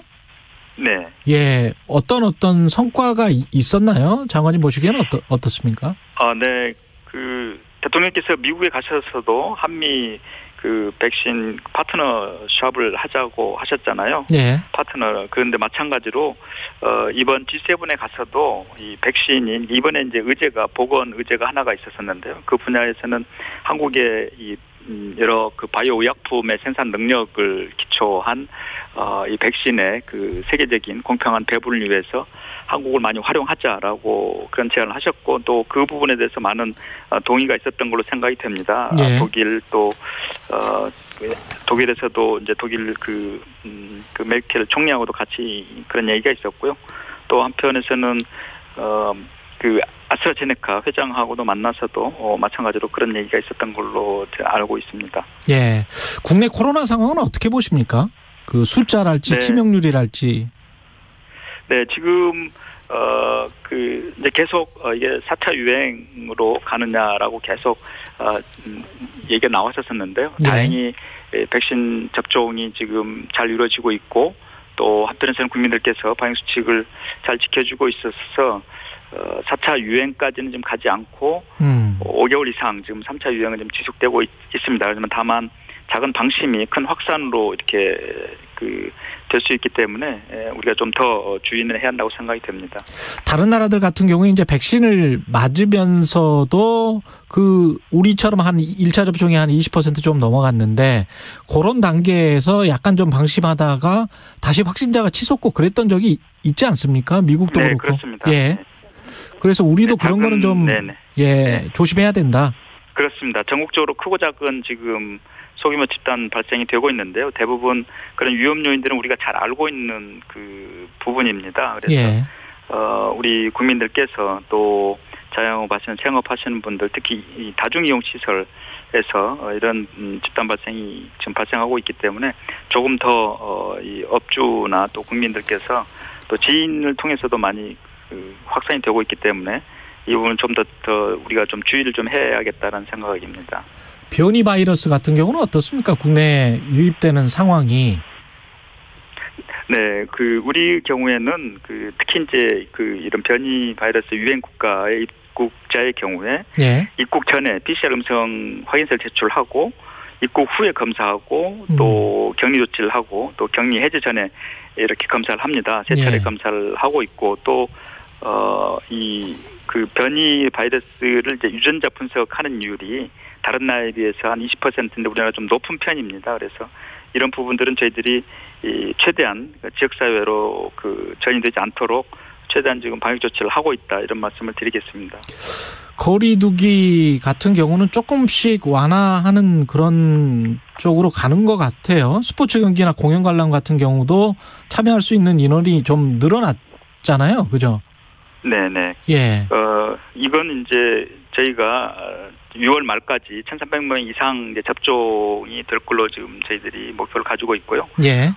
그를 위해서는 이제 안정적 유행 관리가 필요해서 한꺼번에 확 풀지는 못하고 저희들이 7월에 이제 새로운 거리두기 체계 개편을 하는데요. 예. 그를 위해서 위험도가 낮은 그런 분야부터 조금 더 단계적으로 좀 지금 확대를 좀 해 나가고 있습니다. 예를 들어서 그 실외 스포츠 경기장 경우에는 지금 현재 수도권의 경우에는 입장 인원 제한은 현재 전체 그 수용 인원 10%인데 개편안은 50%까지입니다. 근데 중간 정도 한 30%까지 하도록 하고요. 대중음악 공연도 마찬가지로 100인 미만 행사 제한 대상이었는데요. 클래식이나 뮤지컬과 같이 이 공연장 수칙을 그런 공연장과 같이 수칙을 적용을 해서 4,000명을 하되 대신 엄격하게 일테면 뭐 1m 이상 거리를 두게 한다든지 함성을 하지 못하도록 한다든지 등을 해가지고 저희들이 조금 더 그 확대를 좀 하고 있습니다. 그 일반 자영업 특히 뭐 카페랄지 실외 뭐 노래 연습장이랄지 뭐 이런 것들 있지 않습니까? 네. 이런 것들은 어떻게 되나요? 영업 시간도 조금 완화되는 것 같은데 서울시 같은 경우는?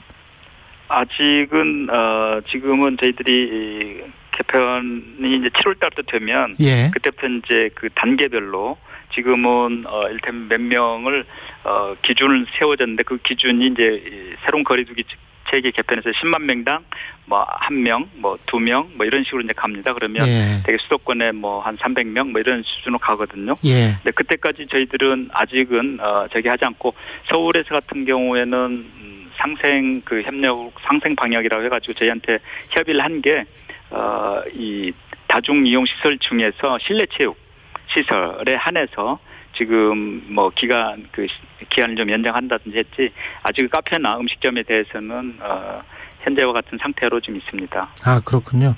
이게 좀 완화가 되려면 백신 접종률이랄지 뭘 봐야 되나요? 확진자 숫자, 치명률 뭐 이런 걸 종합적으로 검토를 하시는 겁니까?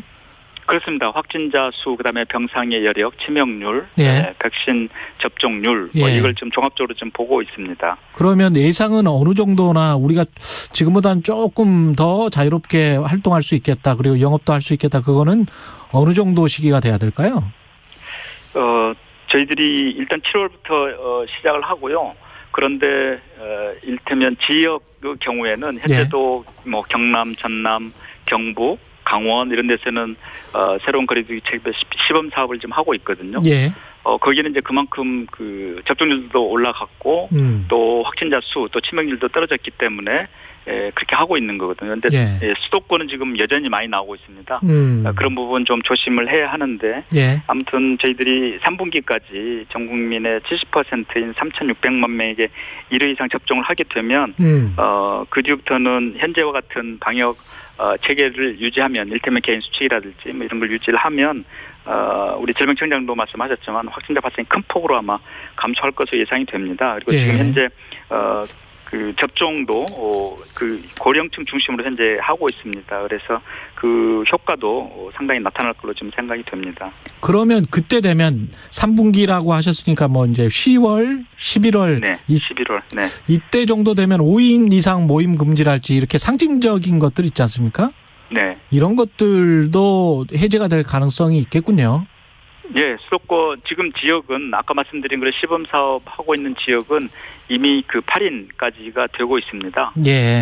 마찬가지로 이제 수도권도 2단계에서 만약 1단계로 내려온다 그러면 그런 제한 풀어줄 수 있죠. 그런데 다만 그걸 이제 연착륙을 하기 위해서, 왜냐하면 잘 아시다시피 요즘 뭐 보복 소비라는 말도 있듯이 만약에 이제 이런 게 한꺼번에 확 풀리면 그간 못 만났던 만남을 막 하게 되면 그렇죠. 또 여러 가지 위험 요인이 있기 때문에 그 부분은 저희들이 연착륙을 하는 방안을 좀 고려를 좀 하도록 하겠습니다. 그러면 당장 뭐 7, 8월 여름에는 5일 이상 집합금지 이거는 안 풀리겠네요. 지금 말씀하신 것 들어보면. 수도권의 경우에 그 확진자 수가 이를테면 기준에 맞게 떨어져야 하는데 그게 안 될 때는 쉽지 않죠. 근데 지역은 다른 지역들은 네, 지금 그 풀리게 됩니다. 지역의 경우에는 네, 지금 현재라도 시범 사업하고 있는 지역들은 8인 이상이랄지 뭐 이런 것도 지금 현재 아마 풀릴 가능성이 있습니다.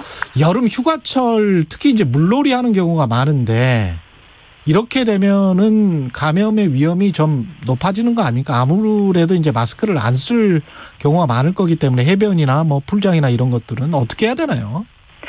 예, 저희들이 그래서 참 조심스러운데요. 작년에는 휴가를 좀 가능하면 가지 마시도록 자제를 부탁을 드렸는데 올해는 소규모로 가족 단위로 몰리지 않는, 그러니까 사람들이 많이 몰리지 않는 곳으로 분산을 해서 좀 이렇게 가주십사 하고 이렇게 저희들이 요청을 드리고 있습니다. 그렇게 밀집도가 좀 떨어진 곳에서 가시면 야외이고 그래서 그 감염의 확률은 많이 떨어진다고 저희들은 보고 있습니다. 그래서 국민들께서 가족 단위로 또 분산해서 가시면서 내가 가려는 곳이 일단 관광공사 같은 곳에서 이제 이런 데 혼잡도라든지 한번 보시고 미리 가시면 그런 좀 피할 수 있지 않을까 생각이 됩니다. 이 7월부터 야외 마스크 안 써도 되는 기준이 백신 한 번만 맞은 사람이면 다 안 써도 되는 거죠? 예, 그렇습니다. 그러면 그거는 내가 백신 맞았다. 한 1,400만 명 정도 될 것 같은데 이거 어떻게 보여줍니까? 지금 우리 지금 전자적으로 예방 접종 증명서가 있습니다. 종이도 있고요. 그리고 어르신들은 이 전자 접종 증명서로 이렇게 보여주시기 어려우니까 이런 배지를 지금 저희들이 보급을 지금 하고 있습니다. 배지를요? 예, 그런 걸 통해서 확인해야 하고요. 무엇보다도 국민들께서 내가 1차 접종을 맞았다 하고 이렇게 그 소위 이제 안 맞았는데 맞았다고 하시는 그런 것은 저희가 좀 없을 거라고 생각이 되고요. 아무튼 가능하시면 그 접종을 맞으신 분들은 그렇지만 그렇지 않으신 분들은 꼭 마스크를 써주시고 특히 실내에서는 맞으신 분들이라도 혹시 감염의 우려가 있을 수 있기 때문에 그건 좀 꼭 지켜주시기를 좀 부탁을 드립니다. 시민분들 협조가 필요하네요. 제주도 같은 경우에 우리 지역으로 오는 뭐 특히 휴가철에 많이 오는 사람들이 많으니까 제주 도민들부터 먼저 맞아야 되는 것 아니냐 이런 논의가 있는 것 같은데 이건 어떻게 생각하십니까? 예, 그렇지 않아도 이제 제주 특별자치도에서 건의가 있었습니다. 그런데 아시다시피 이제 현재 백신의 수급 상황과 그리고 예방접종 전문위원회의 시민은 어떠한 대상군을 먼저 접종을 해야 할지 그걸 먼저 해야 하거든요. 그래서 그런 걸 좀 거쳐서 저희들이 그 제주도에 먼저 이렇게 할지 아니면 현재의 그 여러 우선순위가 있는 예를 들면 필수 노동자라든지 또 뭐 학생 혹은 유치원 이런 데 교사 뭐 어린이집의 교사 이런 데를 먼저 할지 이런 것들은 좀 검토가 되어야 할 걸로 생각이 됩니다. 해외여행 같은 경우는 어떻게 되나요? 해외여행 같은 경우는 2차 접종까지 말씀하십시오. 네네, 얼마 전에 발표했는데요. 우리가 이제 트래블 버블이라고 해서 여행 안전 권역해서 상호 간에 국가 간에 인증이 될 경우 단체 여행을 허용하는 겁니다. 그러니까 예방 접종을 2차례 다 맞춘 사람들 그리고 입국 전후에 PCR 검사를 통해 가지고 이렇게 하는 것입니다. 그래서 그런 거는 만약에 하나 혹시 그럼에도 그 감염이 돼서 이렇게 들어올 수도 있고 또 감염된 사람이 들어올 수도 있기 때문에 그런 부분들은 저희들이 이 방역 전담 지정자를 지금 지정을 한다든지 해가지고 증상 여부가 있는지는 좀 예의주시하면서 이렇게 사업을 단계적으로 혹은 단계적으로 그리고 협의가 된 국가 중심으로 이렇게 해 나갈 계획입니다. 아까 단체 여행만 말씀하셨던데 개별 여행은 그러면 안 됩니까? 네. 그렇군요. 그 부분은 이제 개별적으로 가기 때문에요. 어떤 나라든지 그 지역 그 국가에서 요구하는 방역 조치에 따르고 그 여행을 해야 합니다. 그렇군요. 그러니까 뭐 격리가 될 수도 있고 그렇습니다. 집단 면역 아까 11월 정도에 전망하셨는데 집단 면역이 된다고 하면 그 이스라엘도 뭐 한 70% 정도 뭐 되면 실내에서 마스크도 벗고 그렇게 하더라고요. 그렇죠? 예. 그러면 이게 11월 우리가 지금 좀 속도가 빨라서 좀 당겨질 가능성이 있습니까? 집단 면역? 그렇죠. 이제 속도가 빨라지면 예. 볼 수 있는데, 근데 아시다시피 여전히 이 백신을 못 맞는 분들이 30%에 있잖아요. 그렇기 때문에 그 30% 감염의 확률이 있기 때문에 예. 완전히 실내에서 밀집된 그 공기가 일단 환기가 안 되고 그런 곳에서 장시간 있거나 그럴 때는 감염 우려가 있는 거죠. 실내에서는. 예. 네, 그래서 가능하면 실내에서는 일테면 70%까지 되더라도 저희들이 이제 그 부분도 방역 지침을 질병 당국과 같이 전문가들과 협의해서 만들어야 할 텐데요. 예. 완전히 실내에서도 마스크를 벗는다라고 하기에는 좀 쉽지는 않을 것 같습니다. 그때가 70% 이른다 하더라도 예. 접종률이. 예. 알겠습니다. 지금까지 보건복지부 권덕철 장관님이었습니다. 고맙습니다. 네, 감사합니다. KBS 1라디오 최경영의 최강시사 듣고 계신 지금 시각은 8시 45분입니다.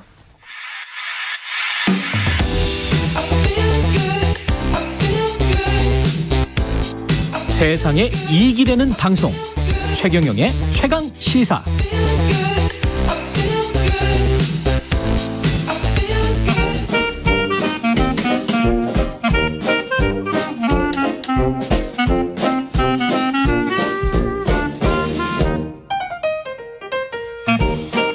네, 최경룡의 최강시사 경제합시다. 월요일은 명쾌한 경제 이야기 해보고 있습니다.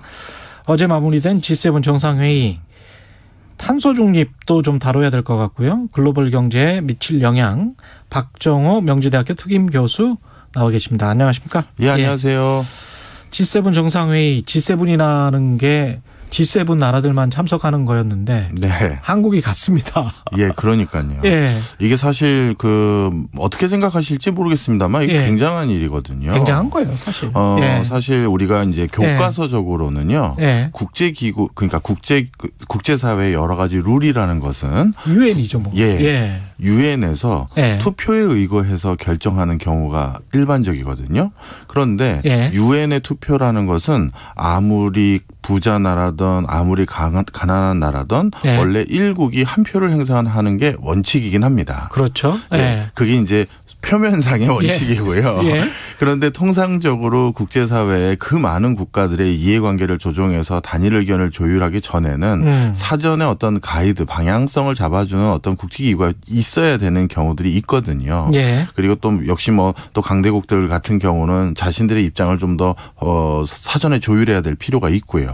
바로 그래서 실질적으로 전 세계에서 가장 우리 국제사회는 우리 인류는 앞으로 어떻게 나아가자 이런 것들을 결정하는 가장 중요한 기구 하면 유엔이 아니라 사실 G7입니다. 그렇죠. 예. 특히 서방 진영에서 그렇습니다. 맞습니다. 바로 그런 G7 국가들하고 지금 같이 참여국으로 그리고 머지않아서 아마 정식 이제 회원국이 될 것으로 보여지는데요. 가능성이 있습니까? 예, 저는 굉장히 높다고 봅니다. 예. 이런 것은 예전에 우리나라의 그 미래를 좌우하는 중요한 국제적인 회담장에 예. 우리가 입장도 못하거나 우리 의견도 아예 게재도 못했던 많은 경우가 있어요. 카스란 테프트 밀리학이 갑자기 생각이 나요. 전 대표적으로 제일 먼저 그게 떠올랐는데 얄타 회담. 얄타 회담. 예, 우리 그렇죠. 분단 여부를 결정하는 회담에서 우리는 정작 참여도 못했거든요. 그렇죠. 예. 그런데 이게 불과 한 100년도 안 돼서 가장 수뇌부까지 올라갔다라는 건 아마 세계적으로 유례를 찾기 어렵다. 저는 이렇게 말씀드립니다. 대단한 거긴 합니다. 특히 이제 G7 회의에서 이번에는 바이든 대통령이 이제 신임 미국 대통령이 참여해서 탄소 중립 관련해서 굉장히 좀 밀어붙이고 있지 않습니까? 문재인 대통령이 선도 발언도 또 했고. 맞습니다. 예. 저는 2050년까지 탄소 중립을 선언하는 이 발표도 쉽지 않다고 생각했는데요. 예. 이번에 발표가 된 걸 보고 진짜 국제사회에서 이번에야말로 환경을 고려해야 될 움직임이 달라지고 있구나 이렇게 생각은 듭니다. 예. 물론 항상 이제 정치 쪽은 저희 경제나 이런 쪽하고 좀 달리 움직일 수밖에 없다는 걸 제가 잘 아는데요. 유권자들 표심도 봐야 되니까. 그러니까요. 그다음에 산업 쪽에 그게 다 고용을 하고 있으니까 그쪽이. 예, 맞습니다. 예. 그래서 수치를 보면 저희들은 사실 그냥 웃을 때가 꽤 있어요. 예를 들어서 예전에 뭐 소부장 산업을 육성하겠다라는 100대 계획. 그랬어요. 어떻게 숫자가 100에 딱 떨어지겠습니까? 예. 다 모았죠. 예, 그냥 모으는 거죠. 100에 상징적으로.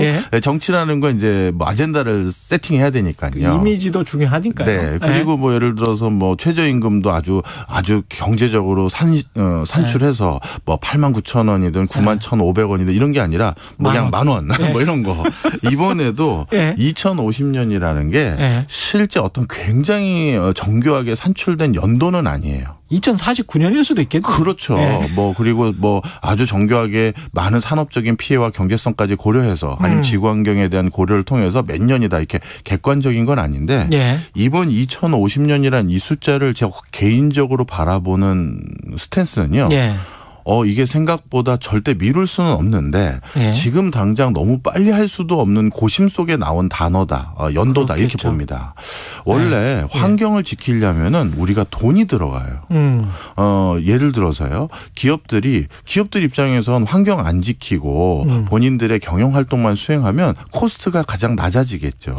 그런데 예를 들어서 지구 환경 지키라고 뭐 공장 굴뚝에 100번 사용하면 필터 한 번 교체해라. 이거를 지구 환경 더 잘 지켜보고자 50번 사용하면 필터 한번 교체하라 그러면 그건 고스란히 기업들의 부담으로 이어지거든요. 그렇죠. 자, 그런데 지금 어느 나라도 코로나19의 사태를 완벽하게 극복하지 못한 상태입니다.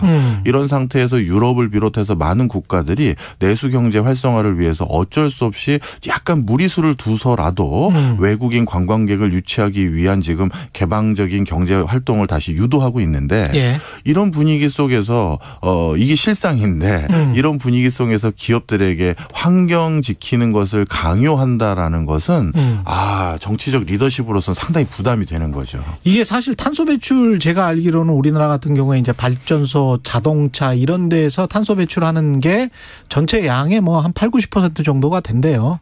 호주, 뉴질랜드 같은 나라들은 뭐 가령 소가 이렇게 뭐 그렇게 하면 메탄가스가 분출이 되기 때문에 그것 때문에 탄소 배출이 많아지고 한국 같은 경우는 제조 때문에 그렇다는데 결국은 굉장히 제조업들 같은 경우는 제조국들 같은 경우는 피해가 있잖아요. 맞습니다. 그래서 최근 코로나19 터지기 전부터 코로나19 터지고 나서는 더더욱 그런데요. 국제사회에서 친환경의 기조가 완전히 달라졌어요. 예전에는 우리가 일견 생각하기에 뭔가 고도의 문명 국가로 진화 발전하고 있는 선진국은 지구 환경을 지키자는 데 더 앞장설 것 같고 이제 막 개발을 시작해야 될 후진국들 같은 경우 오히려 조금 더 미루자 이런 인식이 있을 거라고 생각하기 쉬운데요.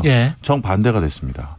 지금 아프리카 국가라든가 중남미 국가, 호주 같은 어떻게 보면 공산품을 제조하지 않는 국가들이 이상기후 때문에 너무나도 큰 경제적 피해를 보고 있어요. 산불이 크게 났었죠. 2019년에. 그것도 그렇고 아프리카 같은 경우는 메뚜기 떼 출범이 뭐 진짜 엄청난 수로 늘어난다든가 이런 게 다 이상기후 때문이거든요. 바로 이런 것들 때문에 지금 스탠스는 오히려 후진국들이 선진국이 제발 이산화탄소 배출 많이 하고 온실가스 배출 많이 하는 선진국들이 오히려 좀 더 적극적으로 지구 환경을 지켜주는데 좀 동참해 줬으면 좋겠다라는 이런 의견을 보이고 있어서 이번 2050년은 너무 빠르게 할 수도 없는 과정에서 우리가 절대 미루지는 않겠습니다라는 시그널을 전 세계에 보여준 거다. 이렇게 봅니다. 이렇게 되면 특히 이제 자동차 제조국들 같은 경우에 굉장히 신경 쓰일 것 같은데 패러다임이 확 바뀌겠습니다. 맞습니다. 그것도 그렇고요. 또 저는 역사적으로 이런 경우를 처음 봤는데요. 국가 리더십들이 의도적으로 인플레이션을 선택하는 행위이기도 하거든요. 그렇죠. 공산품의 가격들도 올라갈 거고요. 그리고 에너지 수급이라는 건 가장 저렴하게 전기를 밝히기 위한 여러 최적화되는 과정 속에 지금에 이른 건데 그거를 일순간 굉장히 빠른 속도로 중단하고 아직까지 경제성, 최산성을 확보하지 못한 신재생 에너지를 활용한다는 건 일정 부분 인플레이션 등 사회적인 부담을 부담하겠다. 이런 의도가 같이 담겨져 있는 것이죠. 생각해 보니까 석탄, 석유 이게 더 싸니까 우리가 그 에너지에 의존을 했었거든요. 근데 이게 훨씬 더 비싼 에너지를 쓴다는 거는 가격이 전반적으로 높아질 수밖에 없네요. 그렇습니다. 중국 같은 경우는 반발 아닙니까? 중국하고 러시아가 예. 가장 크게 반발하고 있는 대표적인 국가입니다. 예. 탄소 중립 2050년에 대한 의도가 있음을 네. 여기저기 국제사회에서 냄새를 많이 풍겼었거든요. 그런데 예. 러시아하고 중국이 가장 먼저 반대를 했었었고요. 그것이 자칫 본인들에게 무역 압박, 통상 압박으로 작용할 것을 우려하고 있는 분위기 속에서 예. 이런 반대를 표명하고 있는 것 같습니다. 우리는 준비 상황이 어떻게 있습니까? 제가 저도 국뽕 싫어하는데요. 사실 전 세계적으로 이렇게 에너지 수급 체계가 바뀐다는 것은 그거에 기반한 모든 공산품을 바꿔야 되거든요. 그럼요. 그런데 저는 모르겠습니다. 제가 전 직장인 국가기관에서 잠깐 일을 했었을 때도 KDI에서 그렇지만 예. 한 40개국 가까이 이렇게 돌아다니다 봤었을 때 산업 구조가 변화됐었을 때 가장 빨리 경쟁력을 확보하는 유일한 국가가 저는 우리 한국이라고 봅니다. 따라서 산업 패러다임 바뀔 때 우리가 뭐든지 빨리 따라잡는 건 끝내주거든요. 그래서 저는 오히려 이 G7 국가의 지금 초청국이 올라갔다라는 이 지금 시그널은 향후에도 이게 이번 한 번만으로 끝날 것은 아니고요. 경제적으로도 외교적으로도 상당한 힘을 발휘할 국가로 올라갈 것으로 보이고 그것이 탄소 제로 사회에서도 더더욱 선도적으로 갈 것 같습니다. 그 이유 하나만 말씀드리고 마무리하면 조금 더 시간 있어요. 57분이니까. 그렇군요. 괜히 쫄았네요. 2분 있습니다. 자, 석유랑 석탄이나 원전 같은 경우는요. 에너지를 얼만큼 태우면 그것을 안정적으로 에너지를 수급받을 수 있어요. 그러니까 기저를 만들 수가 있는 거죠. 그렇죠. 그런데 풍력, 태양광 이런 것들은 에너지 수급을 우리가 통제할 수가 없죠. 맞습니다. 날씨가 안 좋아진다든가 바람이 안 분다든가 그런 과정에서는 에너지 수급의 불균형 제어하고 그리고 부족한 에너지를 원래 저장한 것들로 다시 돌리는 이런 것들에 대한 장치가 필요한데 스마트 그리드. 그렇죠. 이 모든 것에 다 반도체가 또 들어가요. 스마트 그리드에. 그리고 이 신재생 에너지의 모든 것들은 다 배터리에 저장을 해야 됩니다. 배터리군요. 그리고 그런 것들을 제일 잘 만들어서 휴대폰에 또는 자동차에 넣을 수 있는 국가. 저는 굉장한 경쟁력을 갖춰갈 것이다. 이렇게 말씀드립니다. 어떻게 하다 보니까 우리의 산업이 포지셔닝이에요. 그게 참 시와때 이준석 당대표가 시와때를 잘 만나는 것처럼 이거 어떻게 보면 천운입니다. 천운. 네. 앞으로도 그래서 이렇게 변화되는 어떤 상황에 발빠르게 적응할 수 있는 어떤 기업가 정신들, 혁신 역량 이건 우리 사회에서 절대 놔서는 안 된 DNA다. 저는 이렇게 평가하고요. 외교 분야에서도 이렇게 변화되는 시류 속에서 어느 한쪽에 치우치지 않고 모든 국가하고 잘 지내서 여기저기 장사할 수 있는 기회를 우리는 그렇게 만들어줬으면 좋겠습니다. 다음 주에 글로벌 법인세나 이 인플레이션 이야기도 약간 좀 해야 되는데. 오늘 그걸 못했네요. 알겠습니다. 다음 시간 기대하겠습니다. 말씀 감사하고요. 지금까지 경제합시다 박정호 교수였습니다. 고맙습니다. 감사합니다. KBS 1라디오 최경영의 최강시사 오늘은 여기까지입니다. 내일 뵙겠습니다. 고맙습니다.